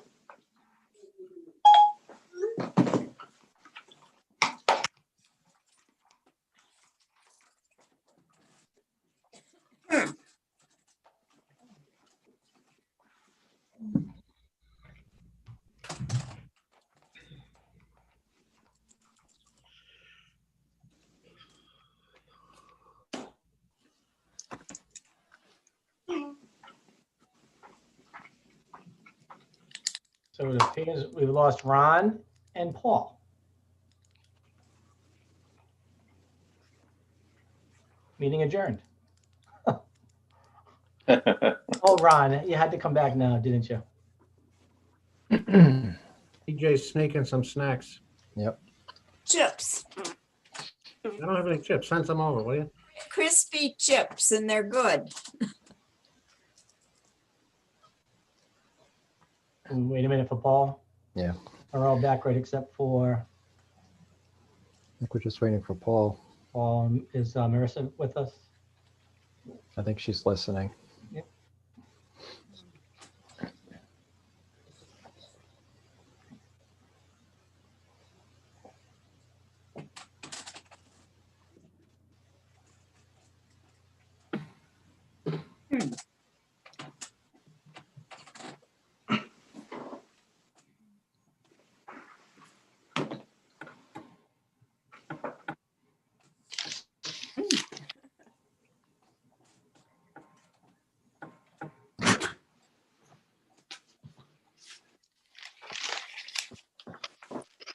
Give Paul another minute or two.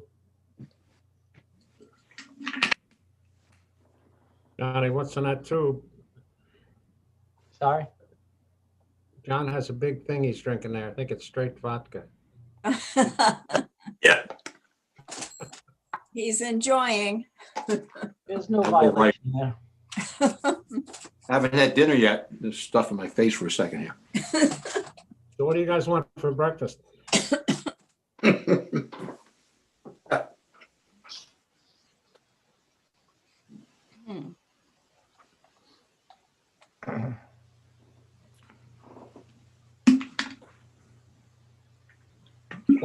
Tell them I'm not paying the ransom for Croce.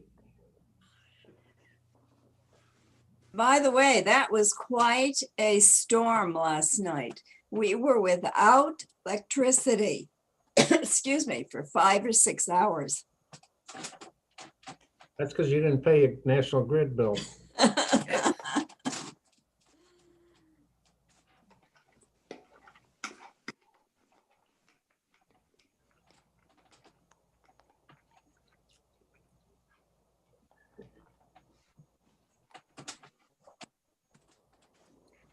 Hello.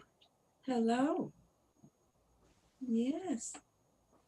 You want to come and say hello? Come here. Come here. Come here. Come. But I cue up the Jeopardy music. Bill, why don't we press on? Yeah, I'm good with that. Ron, you okay with that? That's fine, sure. Yeah. Go ahead, Mr. Mcgillivray, please. Thank you, Mr. Nash. Professor Boving, are you there, and can you be heard? Yeah, can you guys hear me? Yes. Thank Go you. ahead. Professor Boving, can you describe your present employment? Yes, I'm a professor of hydrogeology at the University of Rhode Island. And your curriculum vitae has been provided to the board, I believe. Does everybody have a copy of that? Yes. I received it, yes. Yes, it's been received. Professor Boving, could you just, we won't go through your entire curriculum vitae, but if you could just highlight your education and maybe 3 or 4 of, maybe 2 or 3 of your experiences that make you an expert in hydrogeology. Sure. I have a PhD in hydrology and water resources from the University of Arizona, which I obtained in 1999. Prior to that, I worked as an environmental hydrogeologist. From my accent, you can probably guess I'm from Germany. That's where I grew up. I worked in the field for 25 years. I practiced hydrology for 25 years. My background is in fate and transport of contaminants. So in other words, I'm looking at research that identifies contaminants in the groundwater, in the soil, follows their path along, and researches methods how we can get these contaminants out of the ground. Also have expertise in water treatment. So before we go too much further, I'm willing to listen to Mr. Boving testify, but we want to make sure we keep it in line with the standards for a master plan approval. And if we start getting into technical details, that's when we'll stop, because I think at this point it's not appropriate. So we'll let you go, but keep it within the context of a master plan approval. We're going to try to keep it short in any event, Mr. Nash, so we don't take up too much of your time. So the board has accepted Professor Boving as an expert in the field of hydrology for the purpose of this informational session. Is that fair? Yes. Okay. Professor Boving, have you had a chance to review the plan development? Yes. And what have you reviewed? I've reviewed a set of plans. I've reviewed data, publicly available data from the Rhode Island Department of Environmental Management. I looked at high-resolution topographic maps. I visited the site on one afternoon in October, and I conducted a preliminary groundwater modeling simulation. Very good. And what have you determined? In my professional opinion, it is likely that the plant development will impact the drinking water quality and/or quantity at the residential wells nearby. Okay. And what assumptions did you make in coming to that conclusion? Well, I assume that the water for the development will be supplied from one well, serving 6-7 units, and I stuck with one well because these houses were relatively close together. It shouldn't take away from the fact that the overall amount of water that will be withdrawn is on the order of 30 gallons per minute or 40,300 some gallons per day.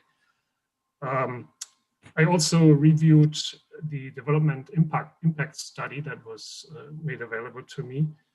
And I found some discrepancies between the numbers that I came up with, and would encourage the authors of that study to take a closer look at the information on page 6, where they calculated the withdrawal rates. Now, Professor Boving, you've provided a visual figure 1 in your report. Can you just describe that very briefly without getting into too much technical information? What does that depict? Okay, this is a simulation of the groundwater flow with a well pumping 30 gallons per minute at the location of the plant development. And I simply asked the program to track where that water, where the area of influence of that well would be. And I projected that information down gradient, so to delineate the area that is most likely affected by that new pumping well. Okay. Now, do you know where St. Columba's Chapel is? I do. I've visited. I was impressed by its beauty and the surrounding areas. It's at Valcuse Avenue, where it meets Howland Avenue just before Indian Avenue. Now, based upon what you have looked at, will there be potential negative impacts to water quality and quantity in the area of St. Columba's Chapel?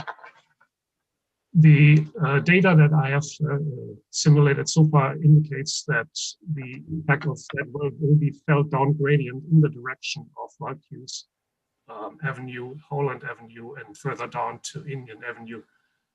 So yes, the answer is yes. Okay.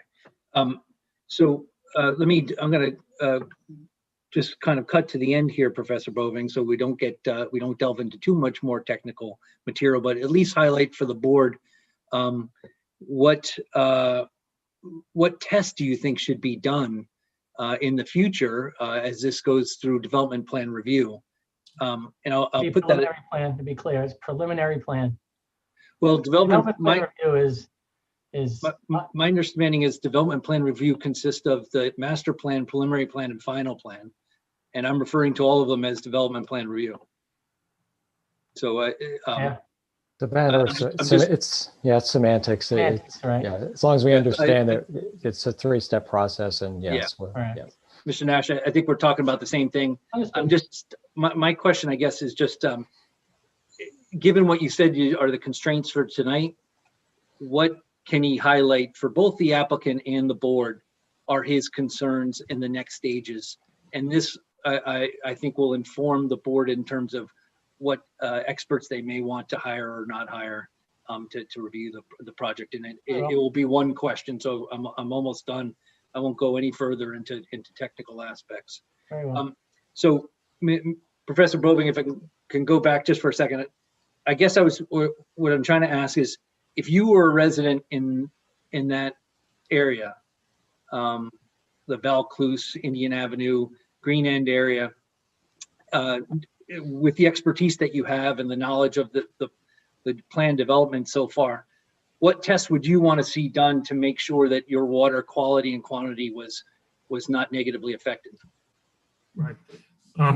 First of all, I would conduct an aquifer test, or often referred to as a pumping test. That is pumping the aquifer, stressing it, basically see how pumping water affects surrounding water levels in nearby on wells or nearby properties. What you can expect is that pumping from a common resource will lower the water table at the site, at the plant site, but also in surrounding areas. The question is, how far does this effect reach? So that would be determined by an aquifer test. I would also recommend conducting a tracer test. The tracer test tells us the direction of groundwater flow, meaning where's the water coming from and how long does it take to flow towards the pumping well. And ideally, all these pieces of information should be integrated into a groundwater simulation that is more elaborate than the preliminary simulation that I have presented to you. Professor Rowley. And I'll just wrap up with this. Have all of your opinions that you've stated tonight been to a reasonable degree of professional certainty in your field? Yes. Great. That's all I have for Professor Boving, if anybody has any questions. Mr. Chairman, could I ask just 3 questions? Hold on one second. Bill, I'll take it back now, okay? Thank you. Art. This business about water on the east side is of great concern to me. Every time we have a development over on that particular side, we have a different expert hydrologist comes in and tells us different things. As far as I can tell, plus a water study and traffic study has been done recently, which we were briefed on months ago. There is no aquifer, number one. Most of the water is captured in fissures that were made 2 million years ago when the glacier came through, and so on. And some developments we have voted against because we were worried about the impact on abutters with existing wells. But the consulting engineer for the applicant in that particular case said there's no way to ascertain what the impact would be on this development to abutters. I respect, there's maybe an aquifer over there that we don't know about, and the impact on wells in the area is somehow going to be ascertained by an analysis. So I guess I'm confused about which water expert is the correct one and who we to believe. And I've got to tell you this, I'm going to make it, and I get all kill me when I say it. It's time to run a goddamn water line over on that side of town and stop all these problems. Well, Mr. Weber, I would just answer by saying I think you're constrained to the experts that appeared before you in this matter. In terms of your review of the master plan approval. Okay, so why is your guy right? Does that mean everybody else is wrong? That's where I get confused, because I understand this development very well, I think. But not too far away, a half a mile away, we're getting a different set of standards and experts. It's not like it's over in some other country. It's close by to your development, and we're getting a series of answers and experts that offer us different advice. And we have a new water study and traffic study out that talks about water in general. So here we go. Let me intercede. Let me intercede at this point, because all of this is going to get hashed out at the next review meeting. There's no need to talk about it tonight.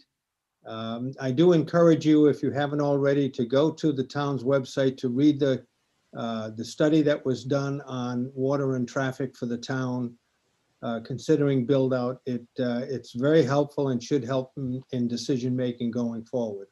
Paul, just want to make a point, Art, that we haven't touched on at all with this is our own third-party review. Our town consulting engineer will review both sides and give us his best opinion. And we all know that Crossman is the best around. So we're going to get the truth from him, regardless of what they say and what they say. So Crossman is really, for me, where I look at as close as you can get to the truth. And he will get involved at the next stage. Yes. Yeah. Thank you very much. And I'll just conclude by saying that I think at this point, the applicant has not met the requirements for master plan approval. And I ask that you deny the master plan approval, send them back to a drawing board to come up with a plan that is less intense, because I think the plan that they presented to you tonight and the evidence that we've heard so far clearly indicates that they haven't met their burden. So thank you very much. Thank you very much. Who is next, Ron? Next on the list is Gerard Galvin. Mr. Galvin. Good evening, Mr. Chair, members of the Planning Board, Gerard Galvin. I represent Robert Amato of 1518 Green End Avenue. Tonight I'm prepared to, and Mr. Amato shares the concerns that have been raised by a number of the speakers tonight, in particular those that relate to water quality and water quantity. His well had some issues this summer as well. The good news is in light of the time and your clear preference on testimony from engineers, I'm going to forego calling Mr. Green, Todd Green, as a witness at the moment. He is here and he's able to testify. But my thought is that if you would accept his CV and his report, which I've submitted to Ron, and I believe has been passed on to you, as a full exhibit. I will not call him, but I do want to reserve the right to make a few points that I think are important at this level. And if you have any questions about his report, he's here and able to take some testimony. And one of the reasons why I don't think I need to call him at the moment is that what he did in his report at this level was just point out a few areas where the plans that were submitted on their face are deficient at this level of review.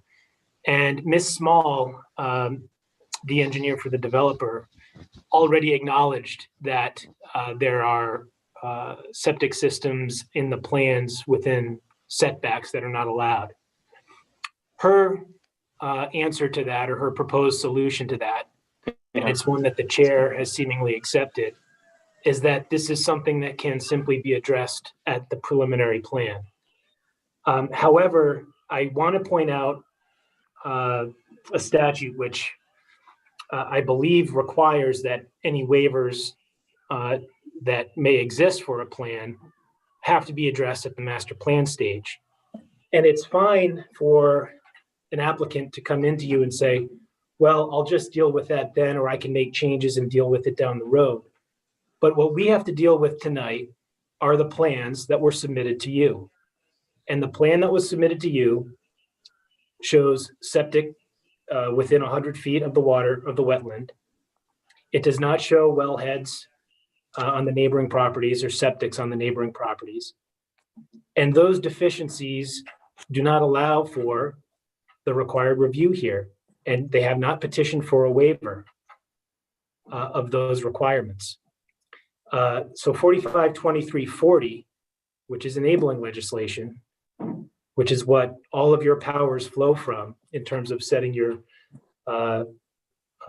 land development review ordinances, requires that any waivers for the plan have to be dealt with and addressed at the master plan stage. So I don't believe the applicant can simply tell you, I'll deal with that down the line. I think we have to deal with the plans that are here. And those plans reflect septic systems that are within a setback, requires relief.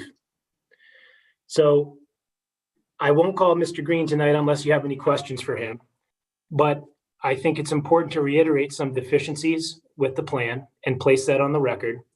And for those reasons, as well as the many reasons that have been put forth previously, this plan is not acceptable for master plan approval. Thank you, Mr. Galvin. Questions for Mr. Galvin? I guess I would like to direct a question to Marissa and Ron. Typically, when we do master plan approval, we're just looking at lots and lot layout and not the details in terms of positioning septic systems. Is that the case, or are we bound by what's in the drawings right now? The the drawings that you have now, which show the proposed or conceptual house footprints, driveway locations, septics, wells, I would view all that as conceptual at this point. Again, as I've talked about earlier, subject to further design work. There's no request for any waivers from any of the town requirements that I'm aware of. Again, those items, in my view, are conceptual, and maybe the solicitor can chime in. If there are Ron, no, just to correct you on that, Ron, there is one waiver, and that's just on the road width. No, We've that- asked for a waiver on road width. That's the only waiver we're seeking. Actually, unless something's changed, the plan that you submitted, we reviewed it again, or I reviewed it again with Lynn, and it does meet the town requirements in terms of road width. Okay, perfect. Thank you. Change that. Right? so if there are no waivers requested right now, can we assume that when they come in, if we approve this and they come in for preliminary plan review, that the required separations will be met?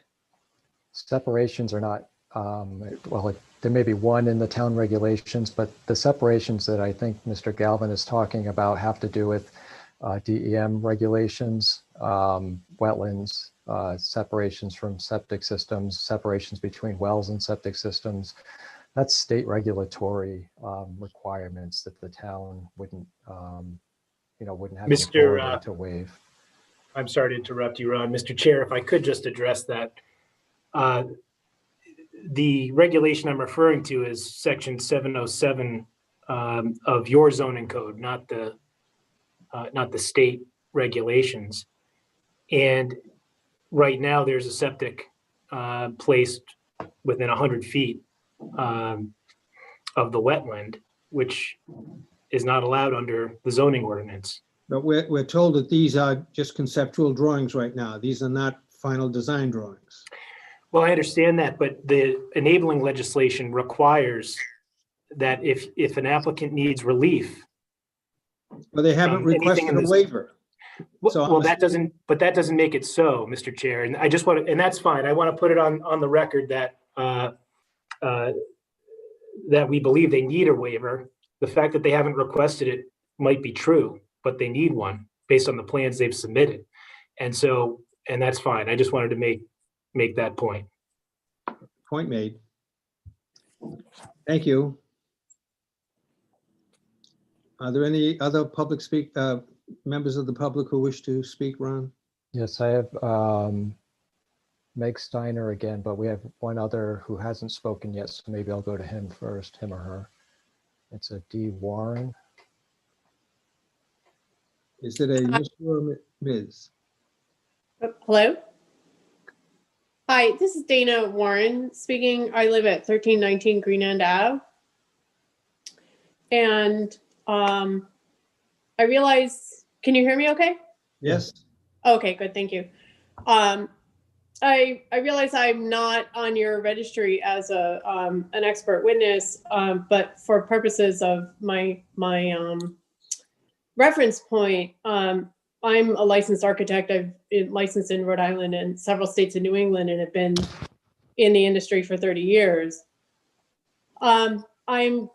I appreciate this evening hearing, just to state up front, I have concerns about this proposed plan and the density and the relationship with the comprehensive plan as has been spoken by several of the neighborhood attorneys and citizens.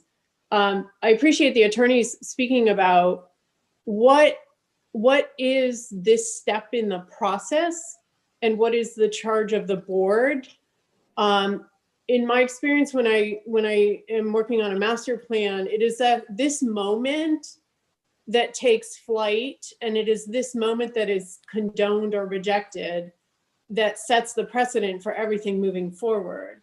And so I'm glad to have clarity on that from the legal side, and even welcome the solicitor speaking on it about it's about the master plan as well as the zoning regulations and I mean the comprehensive plan. And I don't see it matching the comprehensive plan. I see character. I see the character of the neighborhood I live in now. I see the density that's being proposed on that site. I see, I think other residents spoke about the conservation and the wetlands, and perhaps it just, none of us have been able to articulate it appropriately about that. Yes, the conservation proposal sets aside land for the public in theory, but this is land that wouldn't be built on anyhow and will not be traversed by the public because it's wetland. So it doesn't, I look at it as a neighbor and I say, okay, will I be able to walk the dog through there? I really won't. So I'd rather see density that keeps with the neighborhood that we exist in now. So I think, and that does lead to further questions about what is the point of the conservation. Ms. Warren, I will clarify it. The open space is not wetlands, and the pathway that will be put there is not in the wetlands, and you can walk your dog there all you want. Okay, I guess my point is that there's the illusion of the amount of land that's being perceived as the wetland. So I understand there is a strip in the back of the development that is considered open space. I disagree with it being accessed by easements. I think easements are not that clear for the public when it relies on a private resident to obtain to maintain it, but that's nitty gritty for another day. So I think my greatest point is I'm concerned about process. And so often when a plan is approved immediately or in these first steps, then it continues along that path. And if this plan is condoned with 7 lots and this density, there will be waivers, there will be variances, there will be, well, hey, we've made it this far, you got to help us make it work. And I just see that happen so often. I'm not saying with you folks in particular in this board, but I'm saying it's a very common process. And I have concerns about that happening here because I'm hearing a lot of voices about it being very dense. And that I look at the slope of that site and I say, they're going to take a lot of land work, a lot of earthwork to fit these houses in there. And what is that going to do to the character, to everything that was spoken about in the comprehensive plan? So I think those are details that come down the road. But right now, I think the big picture of, is it possible? Look at the big picture is my concern, and in the character. So thank you for your time. Thank you.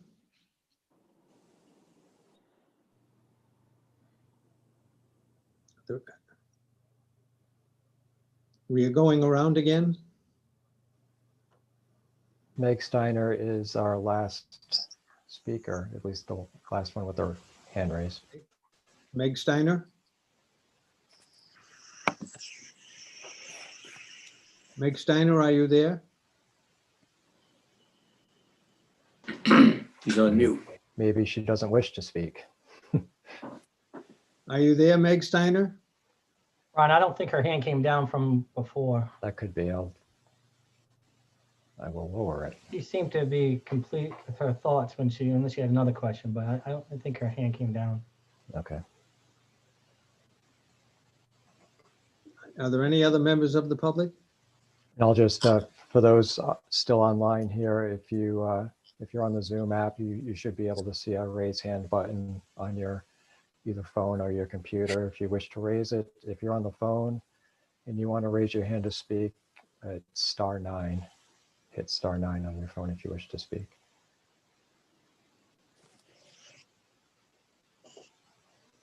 Ron, this is Mark Horn. I just pressed the raise my hand button. May I interject a little bit? Sure. Okay. Yeah, to Ms. Warren's point, I think it's important to note that this step is not the first step in the process. We had technical review committee in which many of the agencies and folks affected in town that are hired to review these plans were present, made recommendations. We have done testing preliminarily. We're not anywhere near completion on our engineering.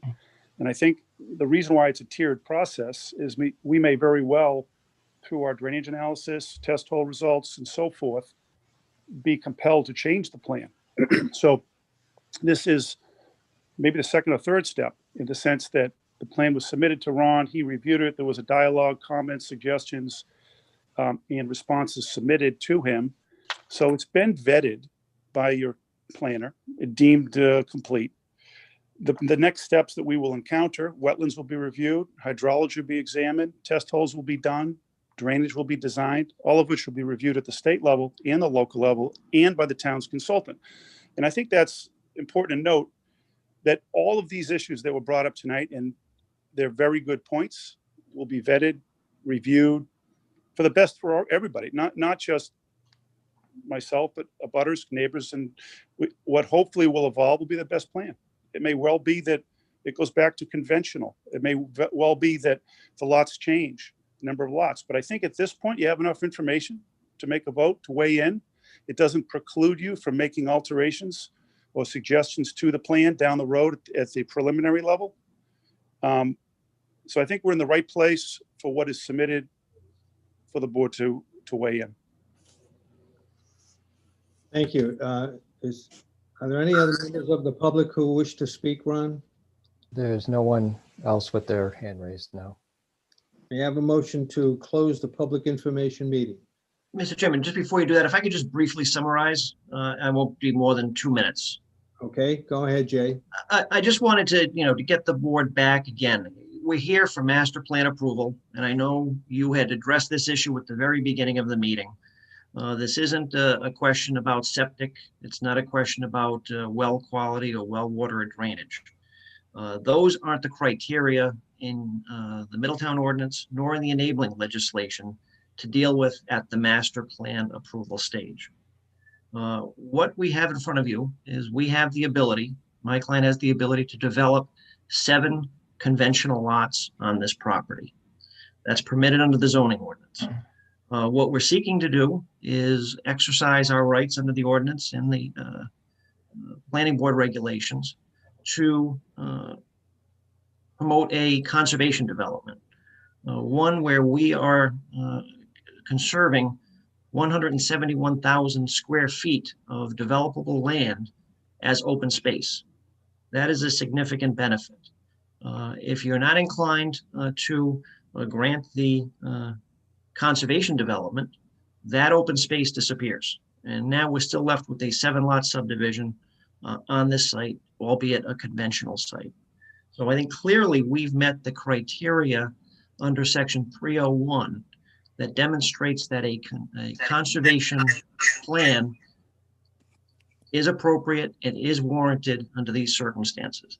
So I'd ask the board to approve the conventional subdivision at the master plan approval stage, and we can move on from there and address the important controversial issues. Jay, did you mean to say conventional? I meant to say conservation plan. Conservation, yeah. Conservation. Yeah. I knew I was going to trip over that one at one point tonight. Is that it, Jay? That's it. Thank you. Hey, a question. I haven't seen in the application materials or heard tonight who the open space is actually going to be owned by. Is it under the ordinance? It talks about a separate entity. So it's going to be a homeowners association that will be responsible to maintain it. And all of the homeowners will be members of that association. And as part of that homeowners association, are you anticipating whatever documents get drafted to create that obligation? Will the homeowners association also be obligated to maintain the rain garden, the drainage basin, any of the stormwater management infrastructure on site? That's correct. And that will all be part of the preliminary plan. We'll have all of those documents when we get to the preliminary stage. Okay. Paul, if I could touch on that for a sec. Are you finished, Marissa? Yes, thank you. Go ahead, Bill. Carry over the thought, the idea of open space. And the question relative to access to that, the walking path that's in there, number one, will the public have access to it? Okay, and number two, because there's been a lot of testimony and discussion about there's not enough open space, which I disagree with. I think there's adequate space there. Maybe I'd like to see you utilize that a little better. So if you come back at a preliminary plan, assuming you might get approval tonight, maybe get a little creative within that open space. And there's more space up towards the higher end of that to create maybe a little walking area within that open space, not just from the street to Howland. Maybe loop it around up and around the open space. So things like that to me show the potential good use of open space. But I believe that there is open space there that is beneficial, and I favor a conservation over a conventional for that reason. We'll definitely look into that.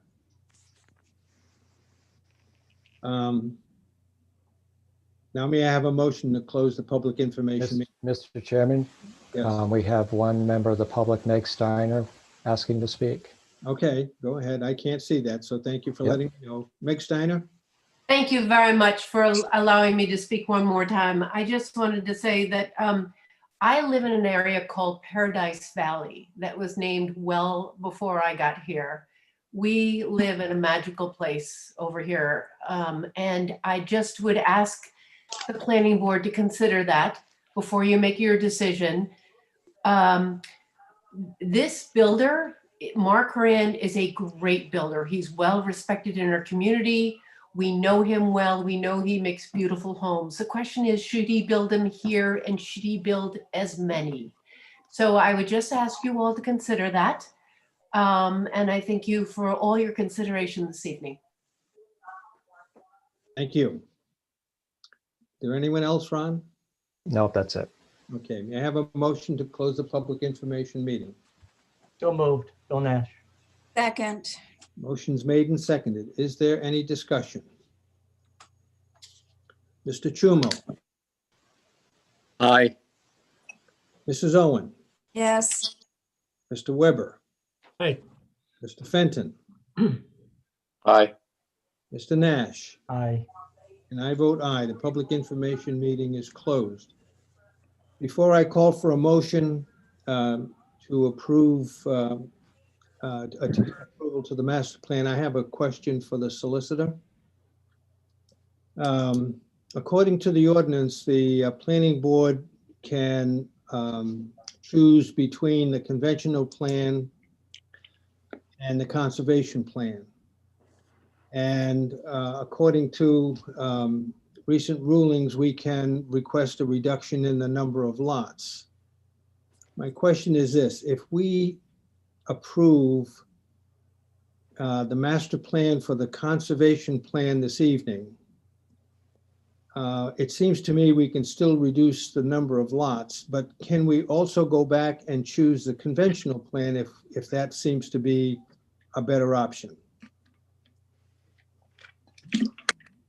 I'm talking about after we go through the preliminary plan review. If things arise that make the conventional plan appear to be preferable, can we still choose that option? I think Ron's memo did a really nice job of explaining the criteria that you should be looking at when making that determination. So I would advise that you take a look at that narrative. What my question is, I mean, I'm aware of those criteria. I'm just saying, I think that's going to be your set of principles. So my question though is this: if we approve the conservation master plan, can we still go back and choose the conventional later? And again, I would tell you, so long as your decision is being guided by what Ron has included in his memo, that's what you should be looking at. So at some point in the process, you have to consider that the decisions that you make are going to lead the applicant to start spending money and making investment and dedicating resources. So there is always a tipping point. You're allowed to consider and reconsider. The planning process is fluid. However, you want to make sure that, like I said, you're looking at the criteria that Ron spelled out for you, and that you're continuing a dialogue in a public forum.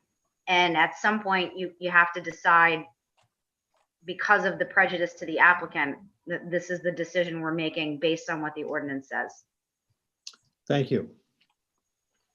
Okay, are there any more comments from the members of the planning board before we have a motion? Yes. Go ahead, Art.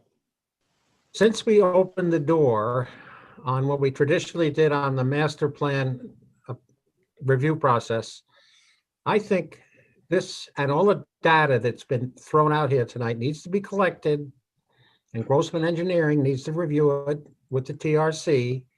And then we need to come back and look at what happens to the TRC and then vote on this application for master plan approval or disapproval. And then we will, as Yogi Berra said, do it all over again when we go to preliminary plan. But I think with the amount of information that came in tonight, I would not be comfortable in voting yes or no on this thing until Grossman takes a look at a lot of the stuff that we got and don't know what to do with. All right. So my thought would be continue it, and based on when the TRC gets done, reconvene and then make a vote on yes or no. Other comments? Are you suggesting on the for the master plan, Art? Well, since we opened the door and there's all kinds of engineering stuff sitting in our inboxes. You got this other guy, the German guy, who's got a whole hydrology plan. It needs to be examined and analyzed by somebody that knows what they're doing. And it will be. And we open the door with the engineering stuff, and I think it's incumbent on us to let the TRC look at it, reconvene on the basis of what their professional opinion is, and vote on this application on master plan, yes or no. Problem with that, Art, is that the applicant has not completed the engineering. He hasn't had the opportunity to present you with his engineering. And he's not required to at this point. That's exactly my point. How do we know to approve or disapprove at this level right now? Because we're way beyond just conceptual stuff. You heard all the stuff we got tonight. But Art, the engineering that was introduced by objectors. The applicant introduced everything that they thought, and they testified that they thought that they meet all the criteria for a master plan approval. They didn't introduce any engineering to suggest differently. I hear all of the contrary information from experts and engineers, but that's all from not the applicant. The applicant has submitted enough information for us to frankly grant a master plan approval. And all of that engineering is duly noted. And don't you think they know this, and they will spend the money to do all of that engineering and then some to satisfy the abutters? But the applicant has done nothing here to suggest that engineering is required. And I would concur with that. I don't believe it is, based on just because it was introduced. It was not introduced by the applicant. It was all from abutters, objectors, and concerned people, and for all valid reasons, but not at this stage. We've been through this. We've been through this before. Well, I disagree. Once you open the door and let this thing go beyond conceptual review, you have got to look at the ramifications of that decision. And I think we would be remiss in not looking at this thing right now from both sides. I don't way to do it that way, but I think we've opened the door. Information has been presented to us. There's no reason why we cannot act on conceptual review as we always have. But see, we're beyond that. Now it's like we decide we're going to go to college, but first we went to kindergarten, and then we learn all this other stuff. But we have got to take that into account before we make a decision. You said the door is open. Excuse me, you can take into account what you think is relevant to your decision. Agreed on that, yeah. And if that is conceptual material only, so be it. Well, how do I handle the German gentleman's analysis of water, and he thinks there's an aquifer down there. If you want to, you can ignore that testimony now. No, I agree with that, Paul, but Art, you said the door is open. The applicant did not open the door. If we allowed people to introduce engineering because then we would say the door is already open because somebody introduced engineering, somebody introduced something that, that'd be happening all day long. If the applicant introduced it, then I'd say, yeah, they opened the door, so let's go with it. but they didn't, at least from what I heard, none of that, they were answering questions, but they didn't introduce any engineering to any level that would suggest that they need to get into a preliminary stage review at a master plan level. If you don't agree, then you should vote against it, but I think we should move forward with Let's move on. Each person can vote as they so feel. May I have a motion to approve the conservation master plan put forth? I'll make the motion, Ron. And this would be Paul, I'm just, sorry, but if I could just refer to my memo too. that's There what I was are, going to do. That's Yep. exactly what I was going to do, based There- on the findings for, with a conservation development, that it meets the criteria within Ron's memo. And then also that the Conditions of conditions that are approval. listed 1 and 2. Are there any other conditions, Ron? just those two conditions at this Two point, right? conditions. There will be much more review at preliminary plan Correct. stage. And that they've met the required findings as listed in Ron's memo dated November 23rd. The findings and conditions of approval, both. Correct. Yeah. Okay, motion made. Do I have a second? Second, John Schumo. Motion is made and second. Is there any further discussion? I have discussion. Go ahead, Bill. So Art, I hear you on your concerns, but it's been represented by some here that we, as the planning board, are going to allow them to do this. We're bound by the comp plan, the rules and regs, zoning ordinance, and planning and state regulations. So we did not create these rules. We did not create the level of standard that needs to be met for people to develop their property. People have a right to develop their property in accordance with the rules that are in place today.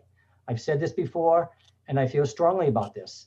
The rules and regs that are in place today are not the rules that were in place 40, 50 years ago, but they are the rules that we're stuck with. And we don't allow things. We we have testimony, we have procedures, we vet, we take into consideration based on how we feel. But as we look at the rules and regs that we did not create, they are given to us. We have input, but we did not create them. We have to make an objective opinion based on what we've heard, that they meet that standard. And I firmly believe in this case they do. I know they have a ton of challenges ahead of them with zoning, but and so that's from the rules and regs standpoint. Relative to the comp plan, admittedly, I'm not an expert on the comp plan. I mean, we've heard some conflicting testimony that it may not meet the comp plan. I happen to disagree. I have almost 30 years experience in this business, and I do not see that respectfully with the consultants as they have and the experts that we brought in. I respectfully do not agree with that. I would suggest that that we move forward and approve this master plan approval and let the engineers go to town and answer every single one of those questions and hold the candle to them, Art. And yes, answer those questions because they are definitely needed. Thank you. Thank you, Bill. Any other? Go ahead, Art. I would just follow up. When you have a certified experienced planner who we all know, who comes in and tells us, and I think makes a good case for this plan being not consistent with the comp plan, I got to take that with, that's important, I think, in this consideration. Okay. Other comments? BJ? Yes.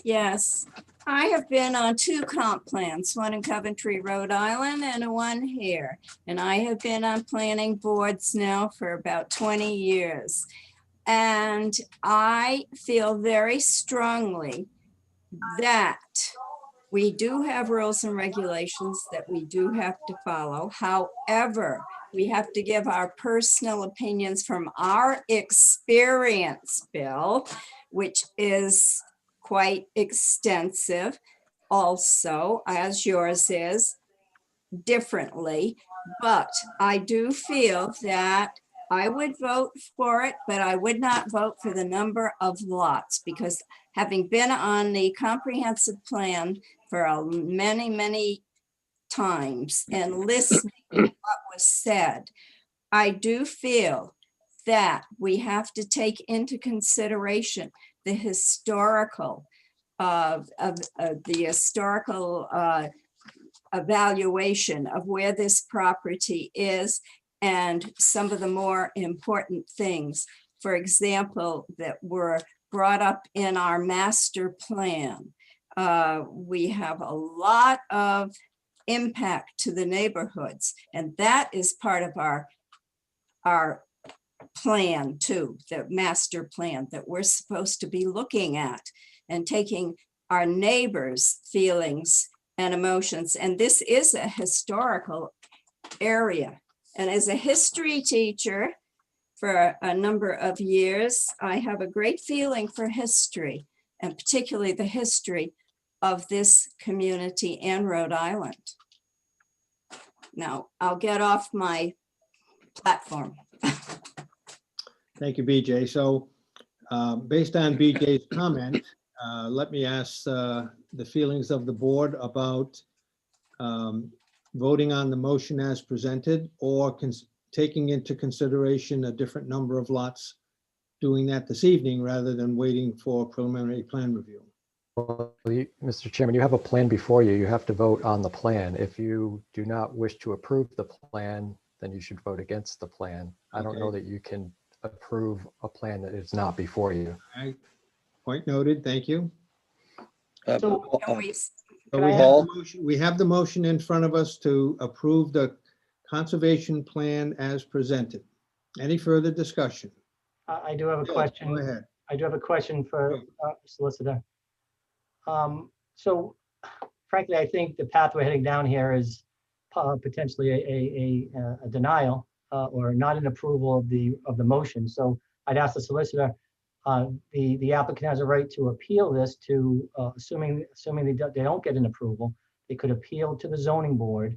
Does the zoning board weigh in on the comp plan aspects of this? Because if from what I'm hearing from my fellow members here is that they feel that it may not comply with the comp plan. Does the zoning board have a say under appeal that some procedurally we may have missed something? I know that, because here's my point. My point is that they have met all of the criteria for a master plan approval here. All of the findings, they've met all of the rules and regs, except the comp plan is not in that realm. Does the zoning board, would they weigh in on something like that? Because if we get a denial here tonight, they go to the zoning board, frankly, and I believe that they get an approval because they've met all the rules and regs. But does the comp plan then? One of the findings you would be making, the first finding of the required finding, is consistency with the comprehensive plan. So the zoning board would get to weigh in on that we may have, or we may have made an error in that judgment. Is that possible? Yeah, they'd be, the zoning board of review sitting as a zoning board of appeals would be confined to the record. So the testimony given tonight, minutes, transcripts, evidence, and they'd take a look at all of that and then make a determination about whether the members acted with prejudice or were arbitrary and capricious or a clear error. Those are the standards. Okay, very well. Go ahead, Paul? Art. Let's go back to the comp plan just for a minute. When we wrote the comp plan, if we were interested in preserving this property, we wouldn't have left it as R40. We left it at R40. So that development, basically, in my opinion, is not inconsistent with the comp plan.